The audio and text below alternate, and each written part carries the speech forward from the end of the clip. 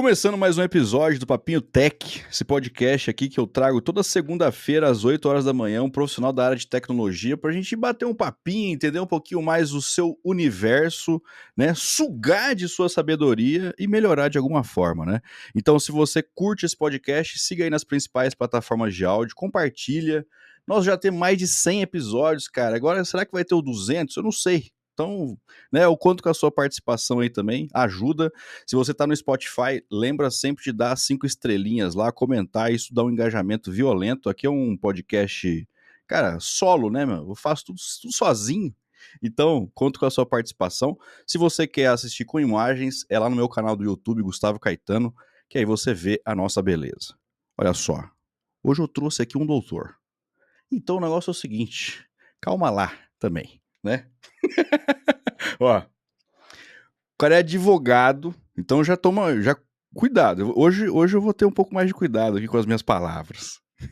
Ele é especialista em atender empresas de tecnologia e inovação. Ele é CEO da Silva Lopes Advogados, responsável aí por mais de 3 bilhões de reais, cara, em fusões e investimentos, com um portfólio de mais de 450 empresas de tecnologia em 12 países diferentes. Nossa senhora. Hoje eu falo com Lion Lopes. E aí, Lion? Você tá bom, jovem? E aí, Gus, beleza? Prazer reencontrar aí o amigo aí.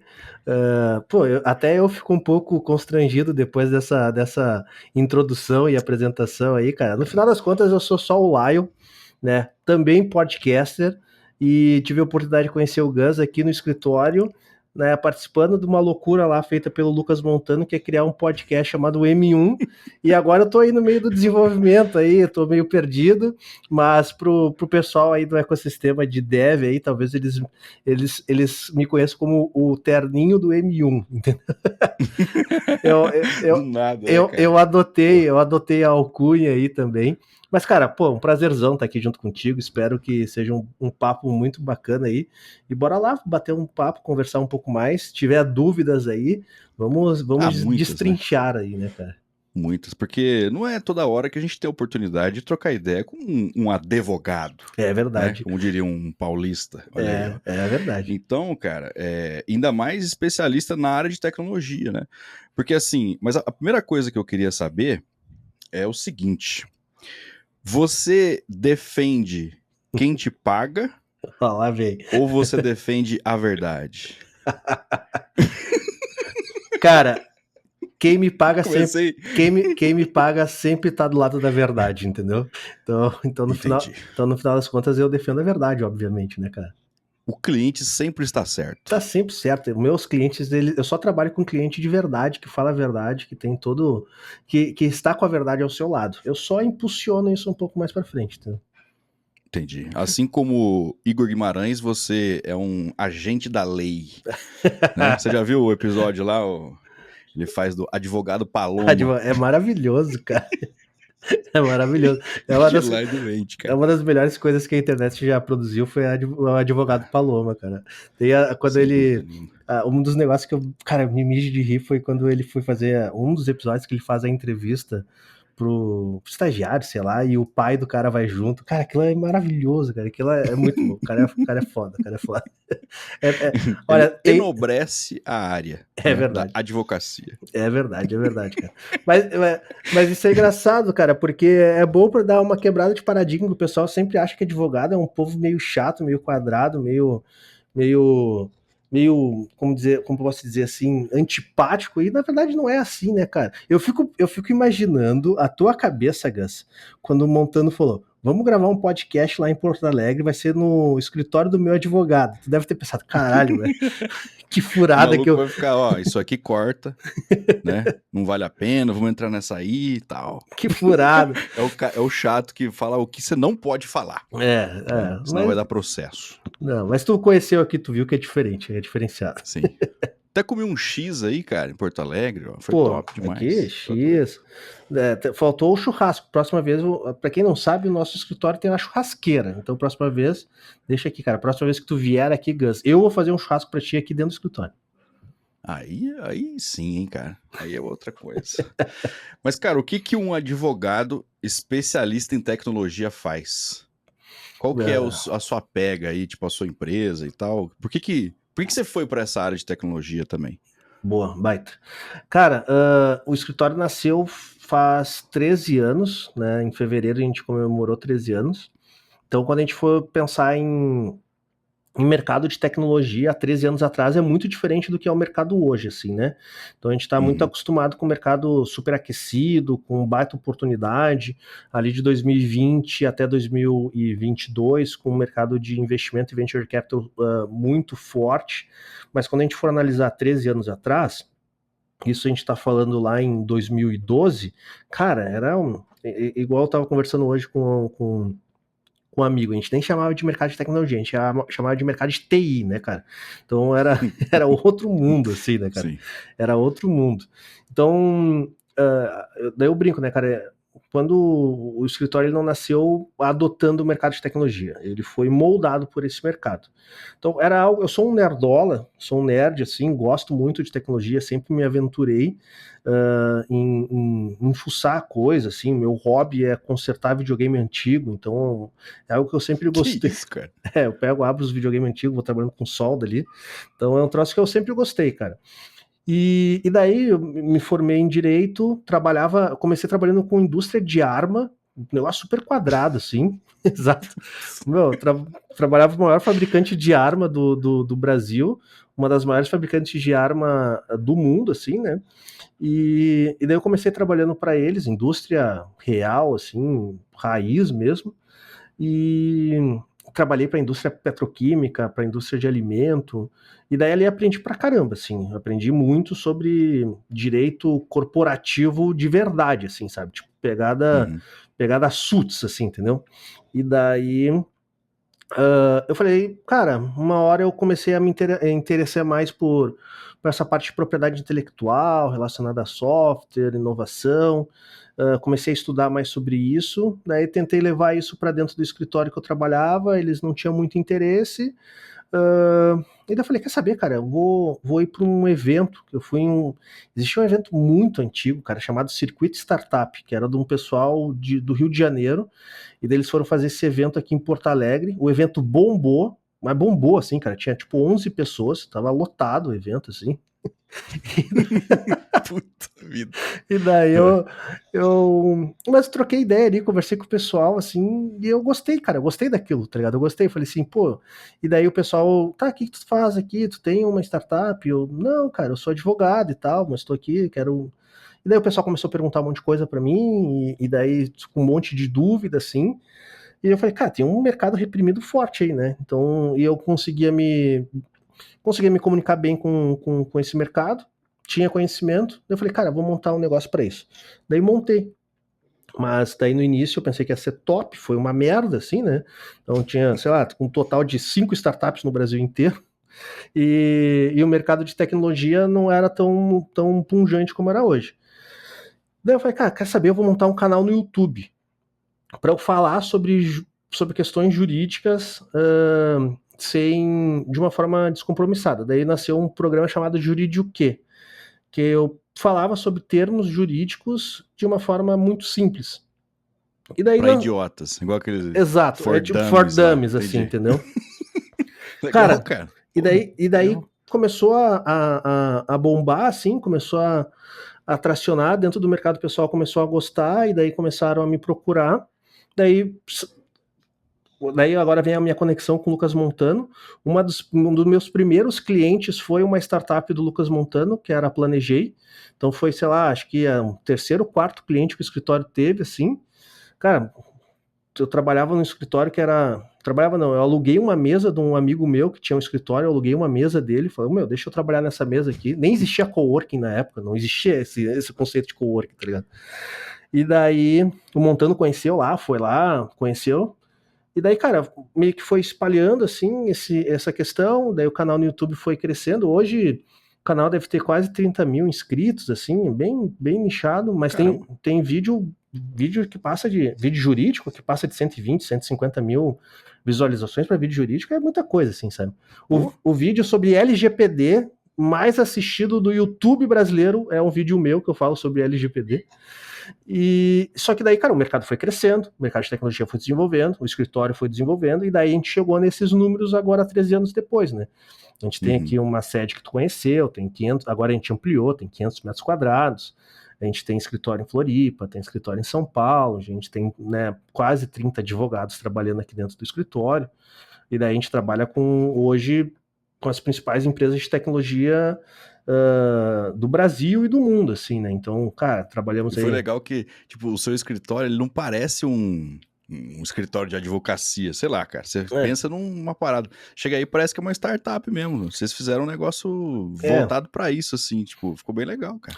Aqui, ó, quem tá nos vendo, eu tô gravando aqui no estúdio que a gente tem aqui dentro do escritório, mas a pegada é mais ou menos essa aqui também no escritório inteiro. O Gus conheceu e não vai deixar eu mentir, assim. Então, parte do que a gente falou que a gente foi moldado pro ecossistema de tecnologia cara, a gente não pode ser o terninho que o pessoal do mundo deve mete tanto pau, de ser uma linguagem chata, de ser o cara chato, de não... Então, cara, a primeira coisa que a gente vai ser parte do ecossistema de tecnologia. A gente não vai ser só um advogado que vai sugar o dinheiro do mercado de tecnologia, mas vai continuar... Não, a gente vai ser parte do mercado de tecnologia. Então a gente colocou isso bem dentro do DNA. Então, cara, na forma de vestir, na forma de comunicar, na forma de conversar, na arquitetura do escritório, então a gente assumiu isso em todos os pontos mesmo, assim. E, cara, foi uma aposta que deu certo e hoje estamos aí, né? Estamos bombando, graças a Deus. E assim, dentro trazendo aqui agora algumas dúvidas que eu tenho, né, que eu acho que a galera também tem, porque o profissional de TI, ele tem um sonho, cara, e não é só de TI, mas nichando aqui, que é ter a própria empresa. Sim. Assim, eu quero ser o meu próprio chefe, aquele romance interessante, né, eu quero abrir meu baita CNPJ. Ideia, uma baita ideia. Isso, vou vender meu aplicativo, vou ficar milionário e tal, Sim. Não sei o que, né? A gente tem essa pira. Ou nem que seja trabalhar pra gringa, ou trabalhar de forma, enfim, independente e tal, lançando PJ, nota. Um PJ. Isso, fazer um PJ. O que um advogado diria pra uma pessoa dessa? O que eu tenho que tomar cuidado, cara? Quais são ali os principais pontos que eu preciso, sei lá, pelo menos me preocupar? Porque Sim. Não é só assim, abre aí e vai, né? Não é, né? Eu imagino que não, pelo menos. Cara, a primeira coisa que eu falaria, não faça isso. Tá? Desiste. Desiste, cara. Se depois de tu escutar o advogado falar desiste e tu continuar querendo fazer isso, daí beleza, daí a gente começa a conversar. Porque, cara, o mercado brasileiro é muito difícil. Não é um mercado fácil para tu sobreviver, né? Então tem números que são muito impactantes. Mais de 90% das empresas elas fecham ao longo de 5 anos. Então, para tu ter um negócio de sucesso depois de 5 anos, tu vai estar ali entre os 10%. E que sobrevive 10 anos é menos de 5%. Então, não é algo que todo mundo vai abrir e todo mundo vai ter sucesso. Eu não sou aqueles coach que vai falar assim, não, se você quer, você consegue. Não vai. Tu não é só acreditar. Assim, mas o Mark Zuckerberg saiu da faculdade. Cara, tu não é o Mark Zuckerberg, entendeu? Tu não é o Elon Musk, entendeu, cara? Definitivamente não. Cara, tu não é esses caras, tá ligado? Então, não precisa fazer faculdade, porque o Steve Jobs não fez. No mercado de desenvolvimento agora tem uma onda dos caras que não quer fazer faculdade, cara. Faz faculdade, porra, vai estudar, cara. Então a primeira coisa que eu daria a dica é vai estudar, entendeu? Você não consegue fazer uma faculdade, imagina uma empresa. Se tu não tem saco pra aguentar 4 anos numa faculdade, tu não vai ter saco para levar soco na cabeça todo dia durante 5 anos no teu negócio, entendeu? Então esse é o primeiro ponto. Então, mas passando por essa parte mais filosófica... Vamos imaginar que eu não desisti.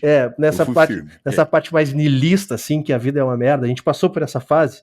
Então, cara, cuidados, assim, que eu sempre indico, são sempre 3 cuidados, que são bem simples, tá? Primeiro cuidado, tu montar realmente um CNPJ para tu empreender. Mas isso parece ser meio idiotice. Não, mas tem muita gente que empreende na PF mesmo e vai tocando e vai indo e vai deixando as coisas para ver depois. Então assim, cara, se tu quer montar um negócio, tu tem que começar como um negócio. Então, assim, nem que seja um MEI, cara, monta um MEI, emite nota certinho, vai para o mercado certinho. Se tu percebe que teu negócio está evoluindo, vai para uma empresa limitada. Hoje tu consegue ter empresa limitada somente com uma pessoa. É super barato abrir uma empresa limitada, não é caro para tu conseguir manter uma contabilidade para uma empresa limitada. Tem contabilidades online aí que cobra, sei lá, R$ 99 por mês para tu manter. Então, vai certinho. Se preocupa em constituir uma empresa. Então, esse é o primeiro ponto, constitui uma empresa. O segundo ponto que eu trago é, se tu tá realmente, tirando se tu quer montar uma PJ só para prestar de serviço de dev mesmo, assim, um PJ, mas tu quer montar um negócio que tu investiu no desenvolvimento de uma marca, que tu investiu no desenvolvimento de um branding, assim, o segundo ponto, cara, registra a tua marca. É muito fácil e muito barato registrar uma marca. Lain, como assim, cara? É muito fácil, muito barato. Um registro de marca hoje, tu vai gastar, se tu é pessoa física, MEI ou ME, PP, vai dar ali R$ 150 para tu registrar uma marca de taxa do NPI. Se tu não conseguir contratar um escritório, uma pessoa que consiga fazer esse processo de registro de marca para ti, tu não precisa de um profissional para fazer isso. Tu pode entrar no NPI e tu consegue fazer isso direto. Tem um manual para tu usar o sistema, tem um manual que explica todas as classes, tudo certinho que tu tem que fazer. Então, assim, é melhor tu fazer mal feito do que tu não fazer de jeito nenhum. Então, essa é a segunda dica que eu dou. E a terceira dica, finalmente, é tu usar contratos e bons contratos para tu fazer a oferta do teu serviço. Então, cara, se eu sou uma empresa de desenvolvimento de software, cara, vale a pena tu investir num escritório para desenvolver para ti um contrato de desenvolvimento de software. Eu sou um SaaS, eu tenho uma plataforma. Vale a pena tu contratar alguém para fazer um termo de uso para ti ou construir teu arranjo contratual para isso. Esses 3 pontos, caras, vai te possibilitar a crescer e a ter uma estrutura suficiente para daí sim tu investir em coisas mais importantes ao longo do tempo. Tu tem um acordo de sócios robusto, tu procurar e trabalhar num programa de stock option, partnership, para tu atrair e reter talentos, pensar em internacionalização, pensar em eficiência tributária. Então, mas esses é o tripé básico para todo negócio. Pensar em constituir a empresa e ter um arranjo societário mínimo, tu ter uma rede contratual que vai fazer a oferta do teu produto, do teu serviço de uma forma segura, e tu fazer a proteção sobre a marca que tu vai investir tanto para ela crescer, porque não tem nada pior do que tu fica ali 2, 3 anos investindo, e eu já vi várias vezes isso, o cara fala assim, puta, agora eu sou impedido de usar minha marca porque ou eu tô infringindo porque já tinha essa marca registrada, ou alguém veio e registrou essa marca depois e me impediu de fazer o uso dessa marca, e daí, cara, isso é um prejuízo grande. Então, acho que assim, para qualquer um que tá começando, Gus, esses seriam os 3 pontos principais para tu iniciar um negócio, sabe? Pô, legal demais. Eu mesmo, cara, por mais bobinho que seja aqui, tipo, eu tenho o nome Papinho Tech, eu registrei esse nome.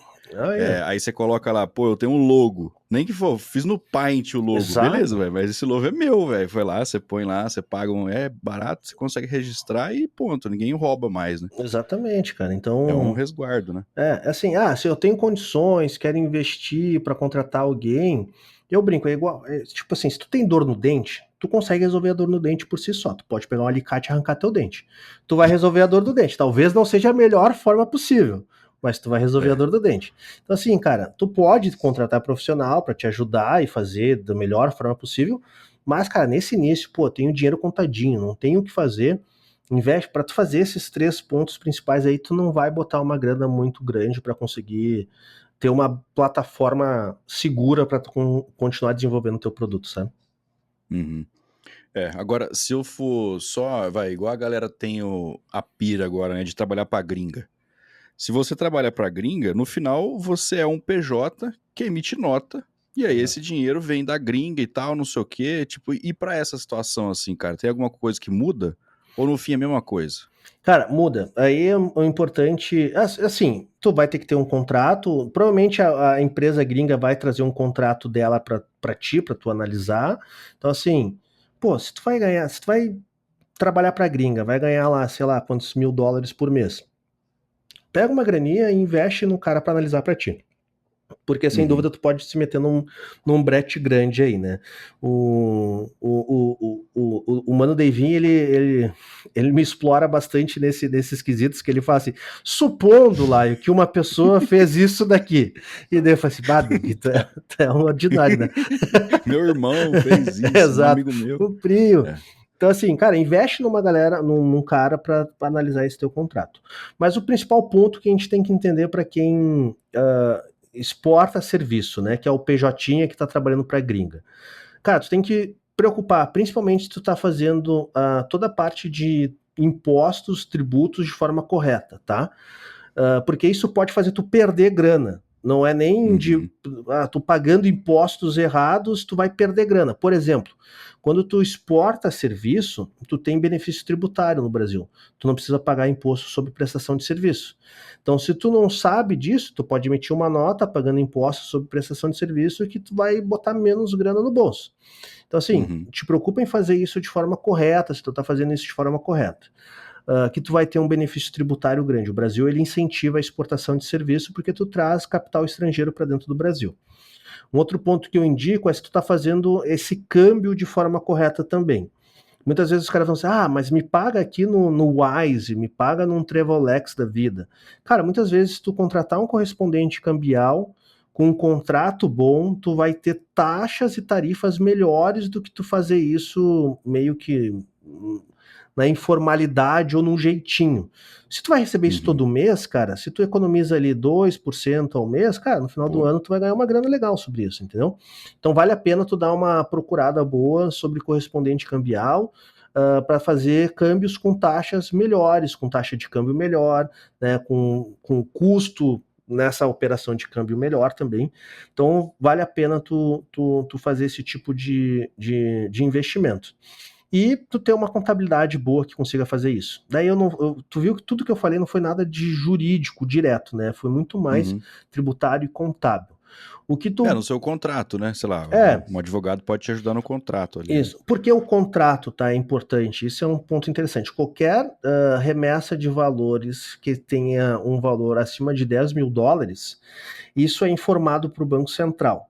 E esse contrato de câmbio, quando tu vai receber isso de fora, esse dinheiro ele tem que entrar para o Brasil utilizando uma natureza. A gente tem que qual é a natureza jurídica sobre isso? Se tu não tem contrato, inclusive o teu câmbio pode ser negado. Então tu trabalhou e não recebe. Se o teu contrato tá muito bosta, o Banco Central pode falar, cara, isso daqui eu não sinto confiança em fazer essa operação de câmbio para ti, porque Uhum. ele não consegue Isso não pode identificar. parecer lavagem de dinheiro, essas coisas, Exato, né? evasão de divisa, Uhum. incentivo à lavagem de dinheiro, terrorismo, ao tráfico de drogas. Então, todas essas remessas de entra ou sai valores do Brasil, se o valor ele tem um valor suficientemente relevante, isso vai passar pelo crivo do Banco Central de alguma forma. Então, se tu tem um contrato bom, quando travar o teu dinheiro lá, tu vai conseguir demonstrar, não, tá aqui, ó, é esse o contrato, é assim que funciona, e daí depois disso, todos os outros recebimentos que vão ser com base nesse contrato, ele vai passar num canal direto, ele não vai ter que passar por uma validação, então até a operação de câmbio se torna mais rápida depois, entendeu? Entendi. Porque na hora que você passa a ser uma empresa, você tem que cuidar de coisas que você não precisa pensar quando você é CLT, né? Tipo, teoricamente essas coisas vão sendo automáticas e tal. Você só Tá. numa vez por ano você tem que resolver lá o negócio de declaração de imposto de renda. Mas Exato. fora isso, você não tem tanta preocupação. Agora, como um CNPJ, aí você já tem que pensar, já tem que estudar outras coisas. Não é assim também, né? Tipo, É, vamos e pronto, né? É importante se informar direitinho antes, né, cara? tu tem uma série de outras responsabilidades, porque no final das contas, tu deixa de ser, vamos dizer assim, um funcionário, tu passa a ser empresário, tu tem outras responsabilidades frente a isso, né? Tu tem que ver se tu Uhum. tá recolhendo os impostos certo, para depois não ter problema com a Receita Federal, receber a cartinha da Receita Federal ali, né? Então, É. tu tem que, cara, tem que fazer certinho as coisas, assim, sabe? E daí isso tu tem que botar na tua conta, assim, cara, mesmo eu cumprindo todos esses requisitos, o que sobra para mim no final do mês vale mais a pena do que se eu fosse contratado como CLT? Tem muito PJ que não faz esse tipo de conta, sabe? Que ele não bota isso no Uhum. papel, ele enxerga o que é o cheque que ele Valor recebe, bruto o lá e valor pronto. bruto, mas não vai fazendo as deduções necessárias para ver se o líquido que vai ficar para ele compensa ele não ser CLT ou não, entendeu? É. Às vezes fica esquisito, né? Falar assim, pô, eu sou empresário de um funcionário só, que eu sou o funcionário. É, Aí você tem que. Aí você paga pra você mesmo, né? O Prolabore lá. É um negócio. Fica um negócio meio esquisito, mas, é, cara, é, dá pra ir atrz disso daí, dá pra aprender direitinho e tal. É ex- importante. exato. E daí, cara, se tu tem todo o custo de ter uma empresa, trabalha para outras empresas também, entendeu? Então, tipo assim, tu tem É. um custo de tu ter toda uma infraestrutura como empresário para tu ter uma dedicação exclusiva só para uma empresa, eu não concordo com isso, tá? Então, aqueles caras que falam assim, trabalha em home office, trabalha para 3, 4 empresas, tá, tu é PJ? É PJ. Então tem mais que trabalhar para um monte de empresa mesmo, entendeu? Uhum. Mas tu é CLT, daí não vai ser sacana de trabalhar para 3, 4 empresas como CLT, né? Porque daí tu é funcionário, né, meu amigo? Aí não tem nem como também, É, cara. Sei lá. exato. Agora, cara, em algum momento aí você falou sobre stock option, e essa também é uma outra dúvida que eu queria tirar com você, que é assim. Eu não sei como é que tá agora, eu acho que, bom, eu imagino que não esteja igual era antes, né? Mas durante a pandemia, principalmente, começou a aparecer muita vaga de TI, não sei o quê. Começou a surgir mais esse assunto de stock option em empresas brasileiras. Uhum. Então, você na hora do contrato lá, o seu salário é X, mas você também tem aqui tantas stock options, aí você fala assim, entendi. Aí você fala, o que é isso aí? Aí o cara explica e fala, não entendi nada, mas você fala que você entendeu. Só para não passar Aí, vergonha. isso, assina lá, vamos lá. Tá bom. Sim. Às vezes o cara fala, não, mas se daqui 10 anos, né, a nossa empresa virar um unicórnio, aí você vai ganhar tanto. Aí o cara já olha o valor final, aí e pronto. Aí ele já dá uma engambelada ali e acabou. Sim.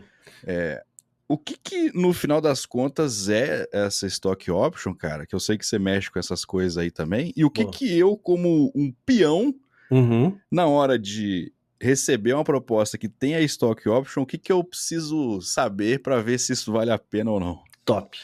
Boa pergunta. Cara, e assim, o programa de Stock Option, ele continua muito forte, vem crescendo ainda dentro do mercado brasileiro, e a tendência é que ele seja cada vez mais utilizado dentro do mercado brasileiro. Quando a gente vai analisar o mercado americano, ele já é muito maduro no mercado americano há muitos anos, tá? O programa de Stock Option aqui no Brasil, oficialmente, vamos dizer assim, ele foi introduzido na reforma da lei das SAs ali no início dos anos 2000. Então a gente está falando que tem uns 25 anos, mais ou menos. Mas nos Estados Unidos já é utilizado isso há muito, muito mais tempo. Então lá ele tem um mercado muito maduro e é quase que impossível tu ter uma oferta para uma empresa estrangeira, principalmente tecnologia, sem ter um stock option ligado a isso, tá? Então, Hum, assim, o stock option ele nada mais é do que uma opção de aquisição de cotas ou ações.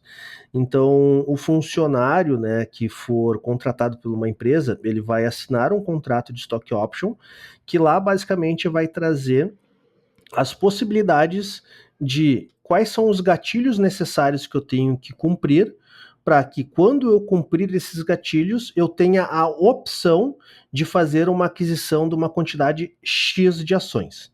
Então, esses gatilhos podem ser simplesmente temporais. Se eu ficar uhum. 4 anos na empresa, eu posso executar isso. Esses gatilhos podem ser por metas, né? Então, eu tenho que entregar tantas features, ou a empresa tem que atingir um faturamento X, ou a avaliação da companhia tem que ser Y. Então, existe uma diversidade de possibilidades desses gatilhos, mas pegando para o mundo do desenvolvimento, é uma série de ifs, né? Então, se eu cumprir esse if, eu tenho que ter um resultado. Então, se eu cumprir esses gatilhos, eu tenho uma opção, que é, eu quero pagar, e daí isso que tem que ser dito, porque não necessariamente o que é feito no mercado é o que está sendo correto, e depois eu explico sobre isso. O funcionário ele tem que pagar, ele tem que ter uma contraprestação para ele adquirir essa quantidade de ações. Mas daí não faz sentido, cara, por que eu vou pagar para receber essa quantidade de ações? Eu vou desembolsar uma grana, mas daí é sacanagem. Não, porque provavelmente tu vai comprar uma quantidade de ações pelo um Um preço valor menor, pequenininho. pelo um preço menor do que seria a avaliação dessas próprias ações no mercado. É como se eu falasse assim, se tu tivesse hoje, Gus, a possibilidade de comprar cada Bitcoin por US$ 10.000, tu compraria? Pô, hoje sim. Então, a stock option é a mesma coisa. Eu não teria como, mas eu gostaria. Não, tu ia dar um jeito. Eu duvido que se tu tivesse... Vendi até a minha mãe e eu comprava. Exato, se tu tivesse uma opção de compra para comprar cada... Hoje tá 70, sei lá, perto de 70 Não, mil, tá próximo de 100 mil dólares, cara. Então tá... Então assim, eu aposto que se tu tivesse essa possibilidade, tu ia dar um jeito. Então stock option é a mesma coisa. Então assim, tu vai poder comprar uma quantidade de ações pelo um preço que a tendência é que ele seja menor do que o preço de mercado. Ah lá, isso é uma garantia? Não é uma garantia, porque esse stock option ele só vai ser interessante para o beneficiário se a empresa continuar desenvolvendo e crescendo. Então, tudo depende. Por isso que um marco temporal é importante. Ele basicamente fala assim, é como se eu voltasse há 5 anos atrás e falasse assim, Gus, eu vou te dar um stock option para tu comprar Bitcoin pelo preço de 5 anos atrás. E daí tu vai ter que tomar essa decisão. Tá, eu quero esse stock option porque eu acredito que isso vai crescer daqui a 5 anos. Então tu garante aquele preço de 5 anos atrás, sabendo que daqui a 5 anos aquilo pode estar valendo mais. Mas mesmo... E você sendo funcionário da empresa, ainda tem o adicional que você pode contribuir para a empresa melhorar também. Exatamente. Então tem ganho mútuo aí, né? Por isso que o stock option é tão utilizado, porque ele é um mecanismo basicamente de atração e retenção de talento. O objetivo dele é que o crescimento da empresa seja compartilhado com as pessoas que estão fazendo aquele negócio crescer. Então ele compartilha o resultado, daí tu faz isso através do programa de stock option. Mas tem falavam do sentimento de dono. Você tem que trabalhar como se você fosse o dono. Nesse daí, teoricamente, você é uma espécie de dono mesmo, né? Exatamente. Você tem uma partezinha da empresa. É para trazer esse senso de dono, assim, né? O cara, eu tô construindo algo que eu vou ter um retorno financeiro se isso der certo, que não seja somente o meu salário. Quando a gente vai pegar mercados, inclusive do Brasil, tá? Não vou muito longe. Eu conheço vários clientes que os seus funcionários ganharam granas de mudar vidas por programas de stock option.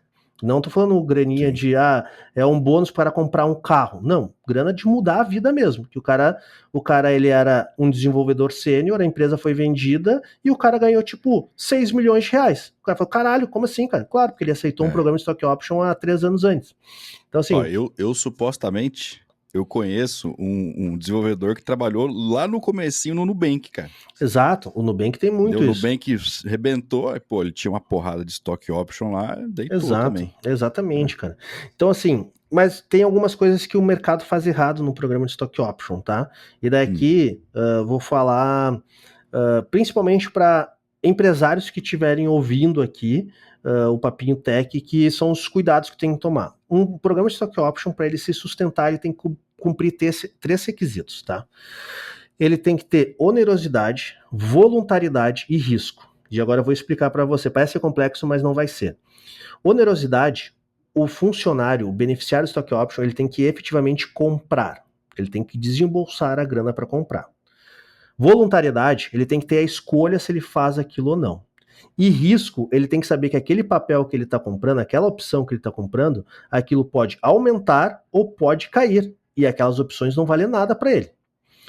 Tendo esses 3 requisitos, isso para a parte tributária vai ser considerado fins mercantis. E os impostos incidentes sobre isso são muito baixos, tá? Muito baixos mesmo. No programa, no exercício, na obtenção desses papéis, tanto para a empresa entregar o papel, quanto para o funcionário adquirir o papel, não tem imposto. Mas, se tu não cumprir esses 3 requisitos, o fisco vai entender, quando eu falo fisco é Receita Federal e Judiciário, eles vão entender que isso tem caráter remuneratório. Então, assim, se eu trabalho e recebo ações como pagamento pelo meu trabalho, isso é remuneração, que a gente chama remuneração in natura, salário in natura. E daí, em cima disso, tem que ter todos os reflexos remuneratórios. Então, é tipo uma PLR, né? PLR seria isso daí. Depende. PLR, se for prêmio, às vezes não incide, premiação não vão incidir todos os impostos, mas vai incidir ali como se fosse um salário normal, vai incidir sobre 13º, sobre férias, recolhimento de FGTS, INSS, retenção na fonte do imposto de renda, Então, recai sobre tudo isso.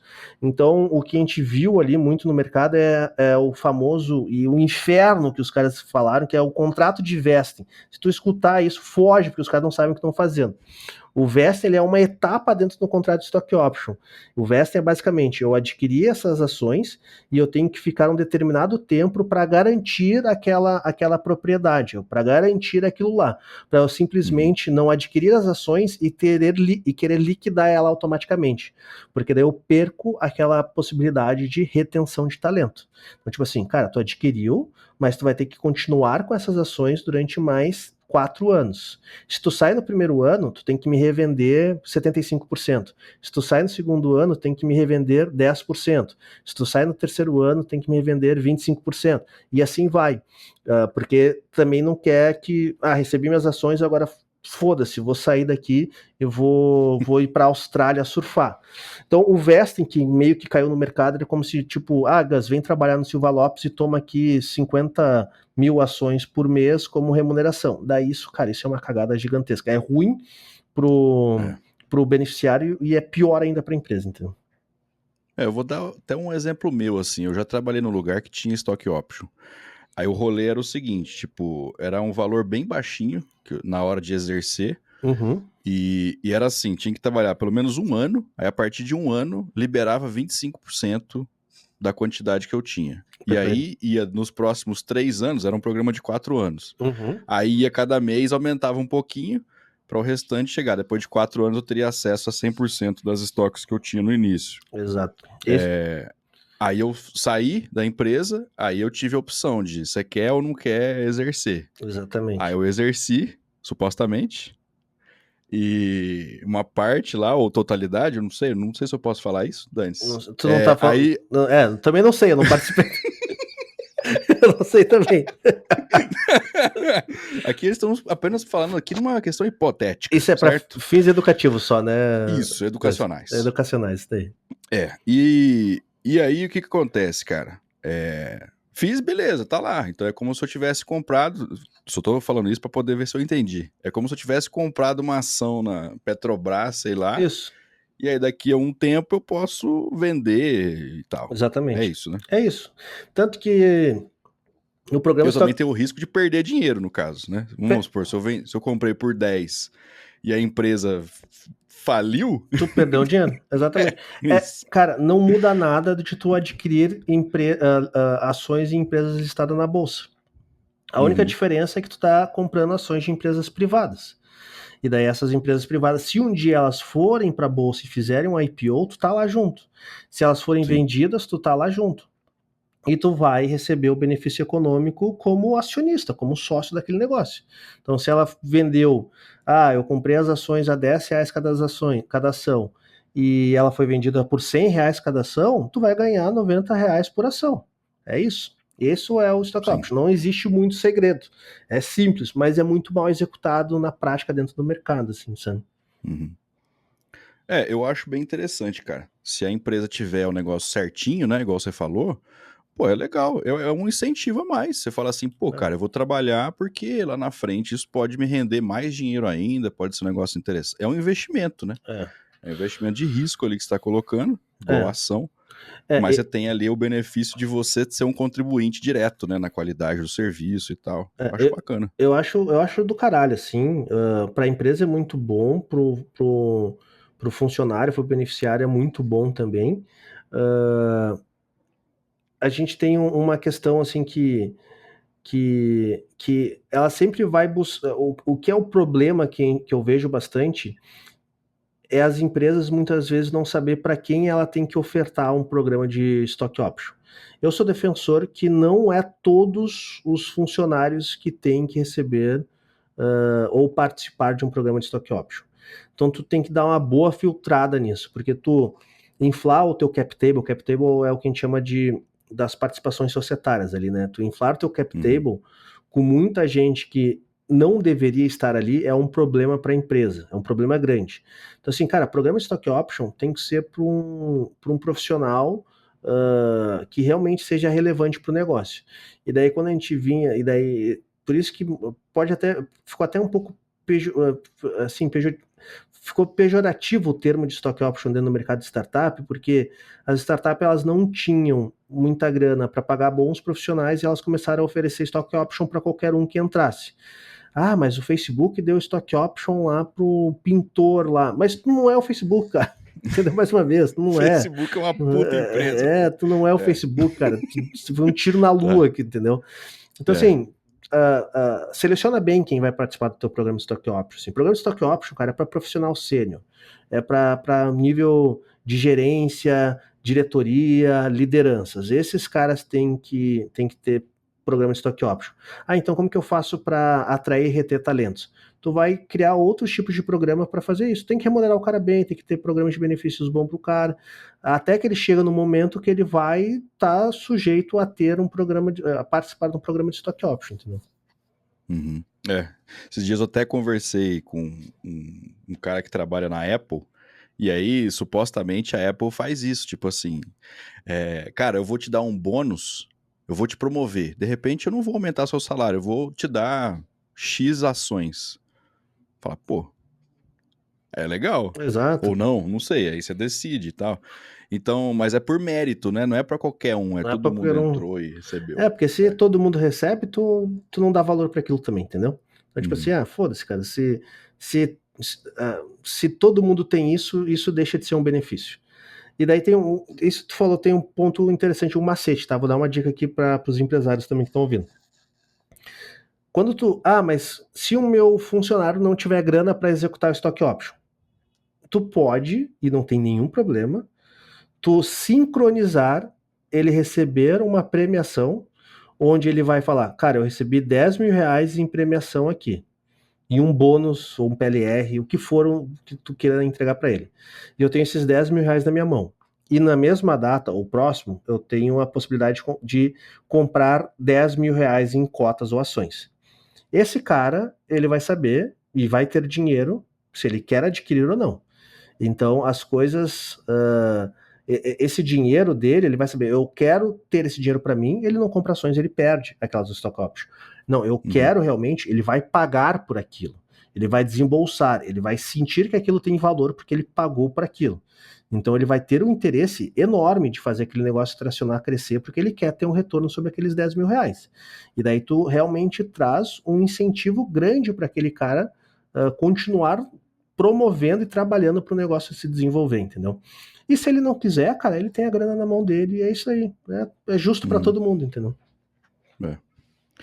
E, cara, uma coisa que vocês acabaram se especializando aí no seu escritório e tal é o negócio do M&A. Merge and Acquisition, né? Fusão de empresas ali, né? Quando uma empresa vai lá e abocanha a outra, né? E aí leva todos os funcionários junto e tal, não sei o quê. Exato. Como que é o rolê disso, cara? E tipo, e se você puder falar, hipoteticamente, alguma aí, de repente, só para dar um exemplo disso, né? Aqui mesmo no podcast, eu trouxe o Diego da Rocket City, a Rocket City passou por um merge, um M&A aí com a Digital House e tal, então é muito comum isso acontecer. Sim. Só que o peão sempre fica com medo. Olha lá, o peão fica com cagaço pra qualquer coisa que acontecer. Fala assim, os caras estão comprando a nossa empresa, vão dar todo mundo embora e tal. Pá, é isso que acontece, não é? Como que é, cara? Do lado aí da política, né? E dos advogados para fazer esses contratos de M&A. Sim. Agora eu vou dar um carteiraço viril aqui, Gus. Sabia que eu tava em Harvard estudando sobre M&A, né? Ah, lógico. Eu acompanhei ali e tal. Aqui, eu uso a garrafinha aqui. foi a garrafinha mais cara que eu já comprei na vida.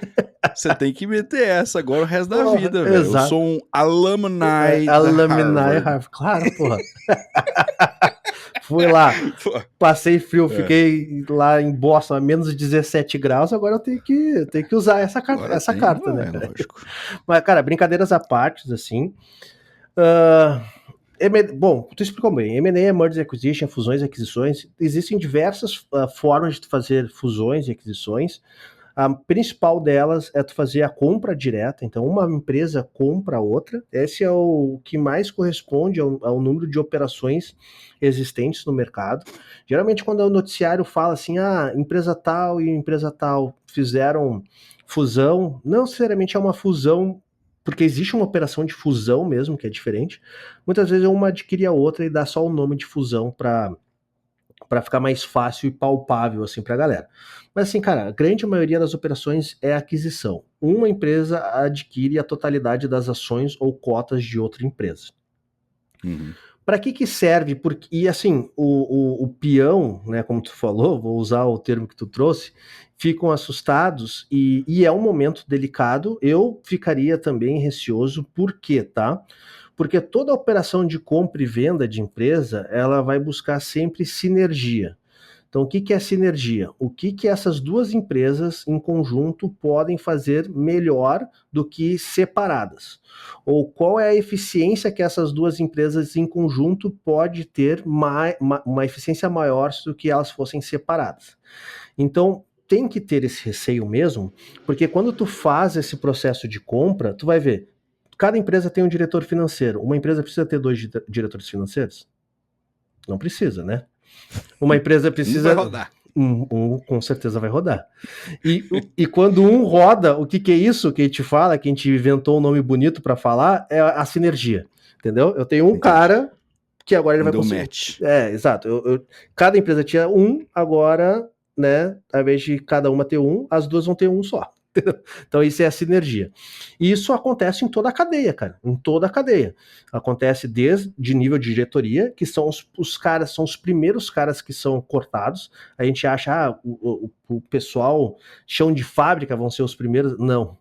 Os primeiros é nível de diretoria.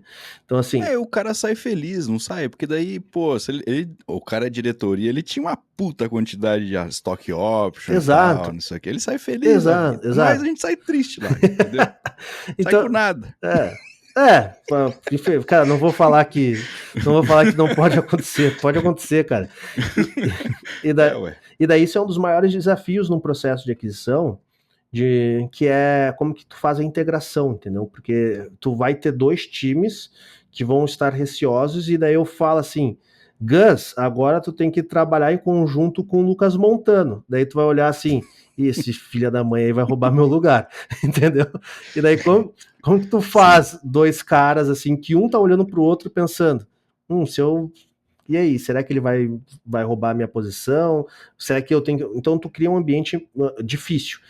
Integração é o principal ponto. E daí a melhor maneira de tu conseguir fazer isso funcionar é tu sendo, desde o dia zero, é tu ter um comitê de integração que vai explicar para a galera como que vai funcionar a integração desses dois negócios. Então, e daí tu deixa todo mundo na mesma página. Esse, cara, não tem forma melhor do que tu fazer isso, do que tu ser transparente e tu trazer, a gente vai cortar 30% das vagas. E o cara sabe, putz, beleza, então eu já tirei isso da minha frente, eu sei que 30% vai sair. Se eu quero sair já, eu já vou sair na frente. Então, ou eles vão falar assim, não, a gente não vai tirar ninguém nesse momento.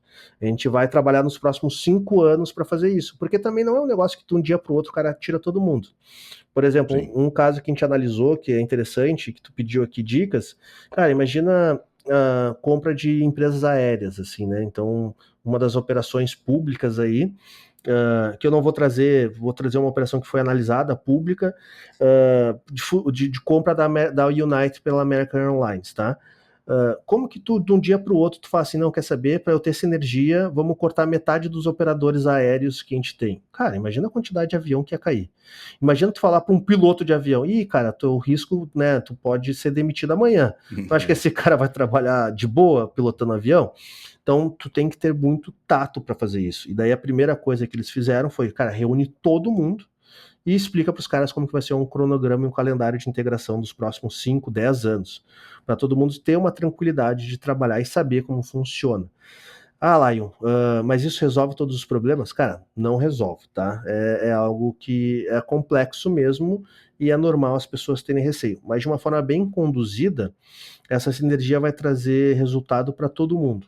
Traz para todo mundo mesmo, entendeu?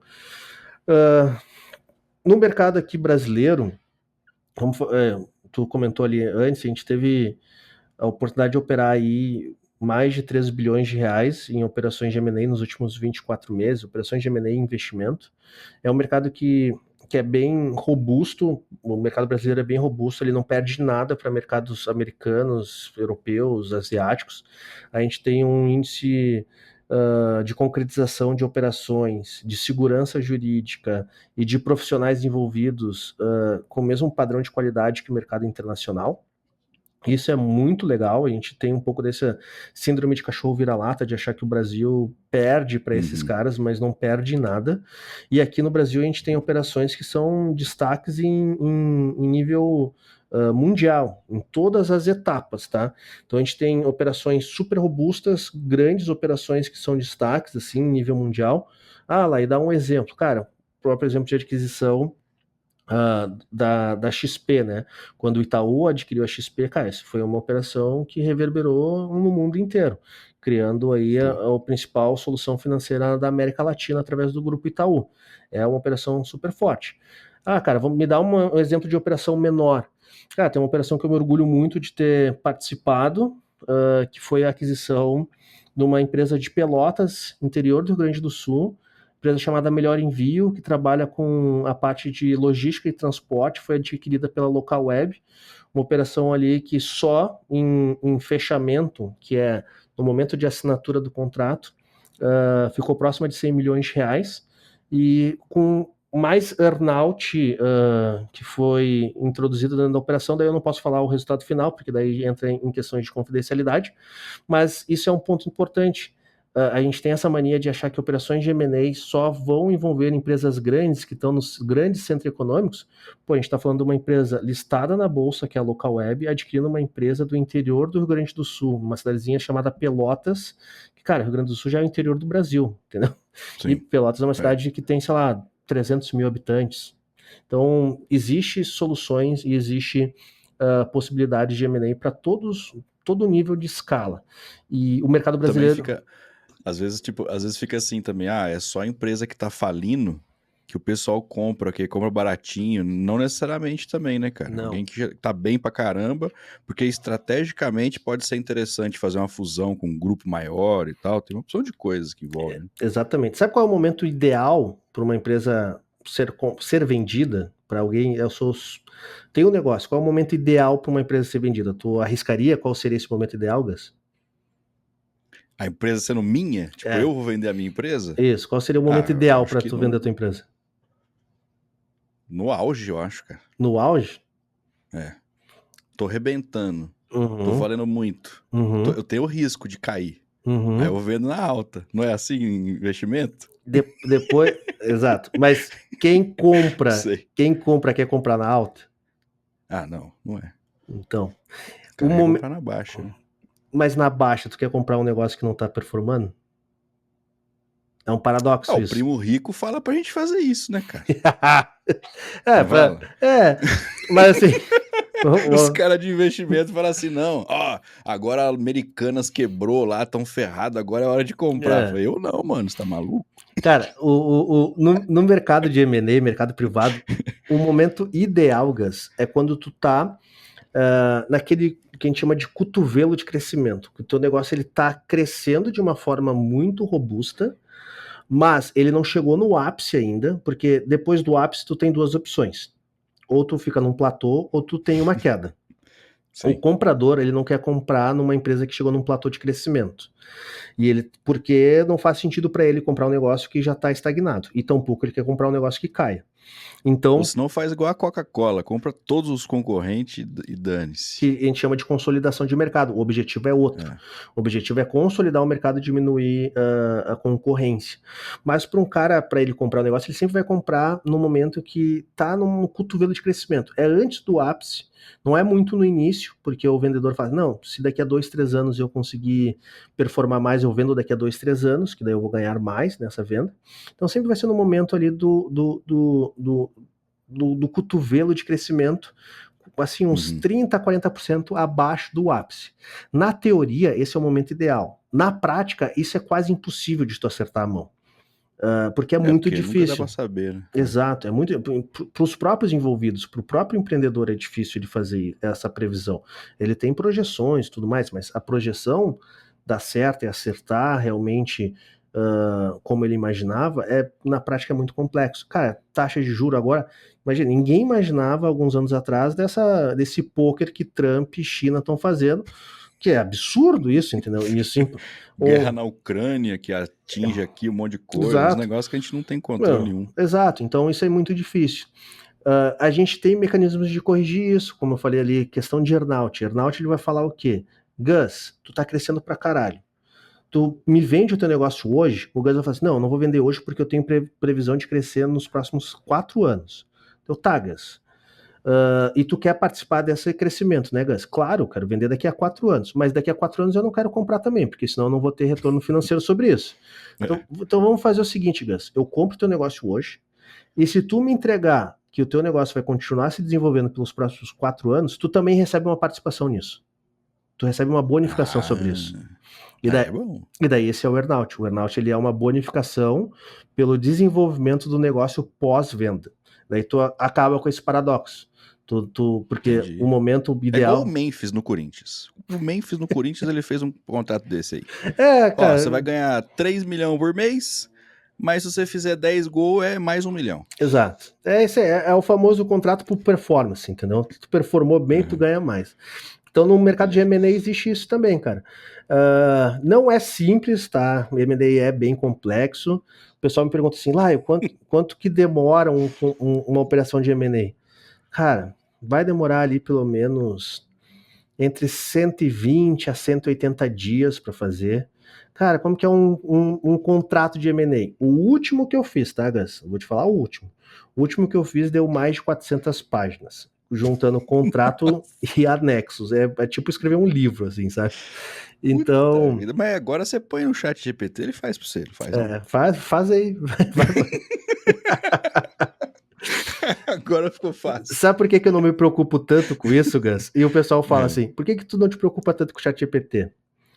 Porque as principais operações jurídicas, principalmente M&A, são operações público, né? Que não são públicas, que não tá em banco de dados para IA ser treinada. Entendeu? Então esse é um conhecimento super complexo que não é disponível para IA aprender. E ninguém vai querer colocar o seu contrato de M&A lá na OpenAI, sem saber para onde vai essa merda, entendeu? Vai botar no DeepSeek lá, entendeu? A dica de ouro, então, é o seguinte, não quer ser substituído? Não coloque o que você faça na internet. É isso aí. Guarde para você no seu pendrive. Exato. É igual... Não é nem no Google Drive, no pendrive. No CD. Exato. Mas vai chegar um momento que a IA vai fazer tudo, tá? Isso eu não nego isso aí, vai chegar o momento. Mas até chegar esse momento, Deus queira que eu já não precise trabalhar, entendeu? E, mano, assim, no final das contas, já me falaram isso, eu não sei se é verdade também, queria a sua opinião. Uma startup, ela nasce com o objetivo da venda.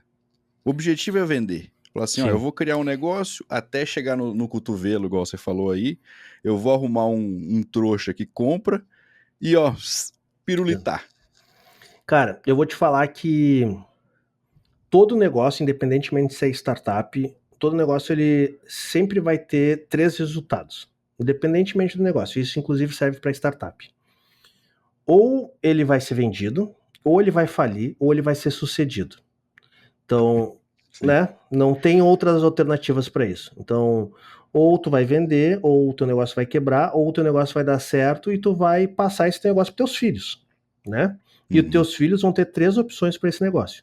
Ou ele vai se vender, ou ele vai falir, ou ele vai suceder. É isso, nunca vai ser diferente dessas 3 opções. Existe sim que o mercado de startups é um mercado que a gente chama de ser um mercado alavancado. O que é um mercado alavancado? O cara ele precisa de muita grana, porque desenvolvedor cobra caro. Se a gente parar para analisar mão de obra, é uma mão de obra cara. Tu tem que botar muita grana na frente para desenvolver um produto que tu não tem certeza se esse produto vai dar certo ou não. Ou se ele vai ser sustentável, se ele vai se pagar. Isso é o que aconteceu desde 2020 para cá, até 2023. Então, quando o investidor bota uma grana, ele não vai botar grana para ficar eternamente como sócio daquele negócio. Ele bota a grana sabendo que em algum momento esse negócio vai ser vendido, ele vai vender a participação dele, porque é assim que ele vai ter liquidez no seu papel. Sim. Então, o mercado de startup, o mercado de tecnologia, ele é um mercado que a estrutura de como ele foi montado, ele depende de ter um volume grande de operações, tá? Então, não vou falar que toda startup foi construída para ser vendida, mas grande parte sim vai passar por um processo de venda, tá? Hoje o mercado ele está passando por um momento de consolidação. O que é isso? As principais empresas de tecnologia estão comprando outras empresas que não estão conseguindo, que chegaram ali num platô de crescimento e não conseguem mais evoluir, e esses caras estão comprando, estão fazendo aquisição, mas o próprio mercado de venture capital ele está falando, cara, o teu negócio que está desenvolvendo agora, ele tem que ter uma menor alavancagem. Ele não pode depender 100% de investimento para continuar crescendo.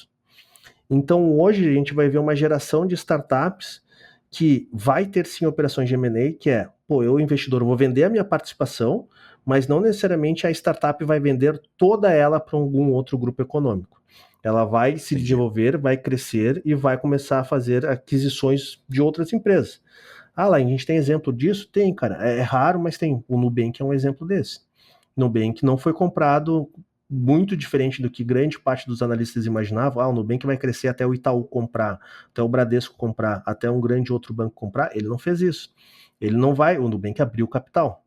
Então, hoje a gente vai ver que o futuro vai ser muitas startups que vai abrir capital. E abrir capital, ele é quase que um formato de venda, né? Ele pega, abre capital e vende Sim. pequenos pedaços para várias pessoas.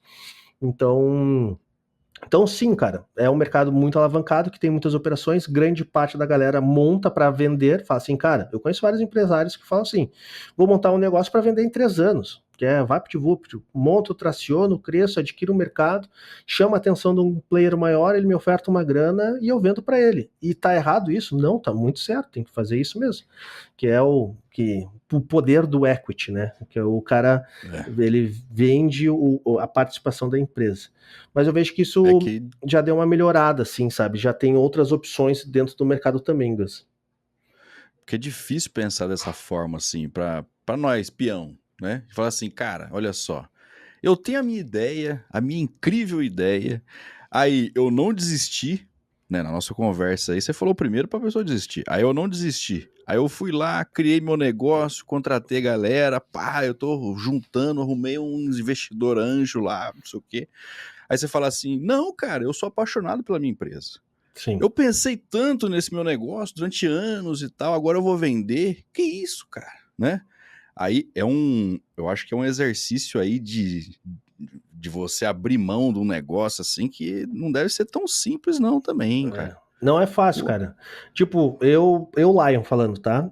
Ah, eu tenho outras empresas, mas isso aqui, o Silva Lopes, o escritório, é algo que eu construí para nunca vender. Tipo assim, o meu objetivo nisso daqui, cara, eu vou ficar com isso daqui se meus filhos não quiser, daí eu penso lá em vender no futuro, né? Mas eu não construí um negócio para ser vendido. Por quê? Porque eu tenho muito apego por isso. E tem muito empresário que tem apego pelos seus negócios também, que não vendem, uhum, cara. Eu falei aqui no Nubank, mas tem outros caras que são muito menores, como o Nubank, mas que construíram negócios para não serem vendidos. Muitas empresas de tecnologia que se sustentam, crescem, são robustas e não vão ser vendidas. Que o cara falou, cara, isso daqui é para mim, não vou vender. Mas se tu tem um investidor, tu tem que saber, né, Gus, que o teu investidor em algum momento vai falar, tá, tu não quer vender a empresa, então, mas eu quero vender a minha participação. O investidor ele não vai sim, estar no teu negócio para ficar para sempre no teu negócio. Como funciona um fundo de investimento? Um fundo de investimento, ele tem um prazo de captação e um prazo de liquidação, né? De desinvestimento.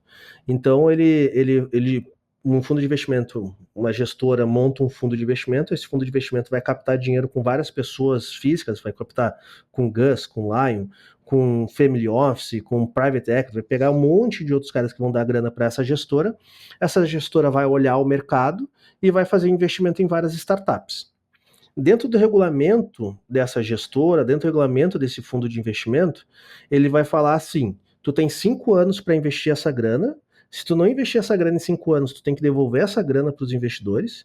E depois que tu investiu essa grana, tu tem mais 5 anos para fazer o desinvestimento dessa grana.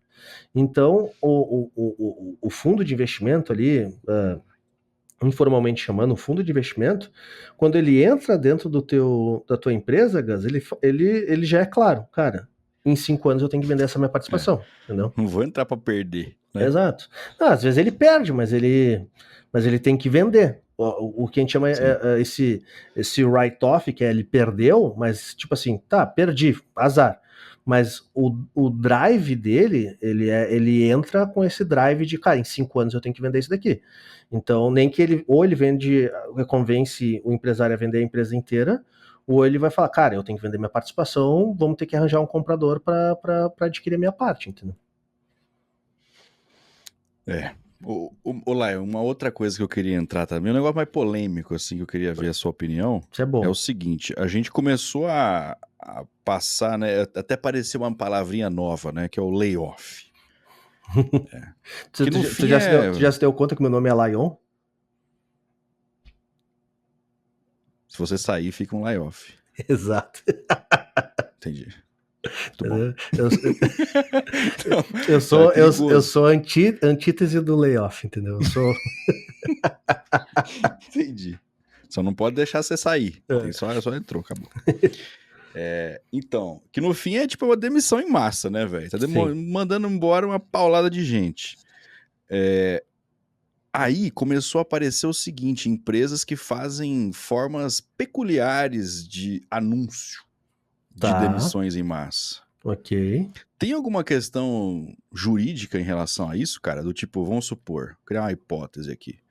Eu vou abrir o Zoom, colocar lá 300 pessoas e falar assim, muito obrigado, tchau, pessoal. Sim. Fecho. Sim. Ao invés de fazer uma conversa individual e tal, eu já faço... Sim.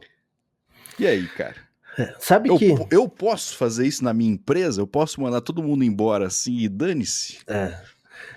Uma coisa é tu poder, outra coisa é tu deve fazer assim, entendeu? São questões diferentes. Sabe qual é o termo brasileiro para layoff? Não sei. Passaralho. Eu acho muito melhor que layoff. Mas é o termo mesmo. Se tu entra num processo judicial, o termo é passaralho. É passaralho. É sério, tô falando sério, não tô mentindo, cara. Os caras colocam o nome, parece um palavrão, velho. Exato. Olha, o cara já tá se mandando embora. Você falar que ele tá passando por um passaralho, ele fala, não, cara, eu tenho algo, né? Mas é sério, eu tô falando sério, cara, não é mentira. Parece. Cara, eu nunca tinha ouvido falar isso, não. É, passaralho. Mas assim, cara, vamos lá. A forma como tu faz a demissão em massa, que infelizmente acontece, não é algo que eu gosto, mas vai acontecer porque, imagina, empresas que são alavancadas, principalmente no mercado de startup, se o cara ele depende de receber investimento para continuar crescendo e pagando suas contas, porque o negócio não tracionou o suficiente, se ele para de receber investimento, ele tem que cortar custo.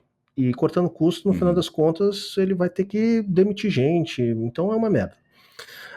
Mas o primeiro ponto importantíssimo. Eu não concordo que tem que ser feito dessa forma.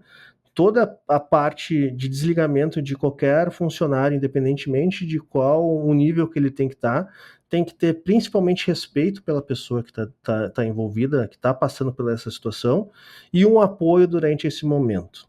Então esse é o primeiro ponto.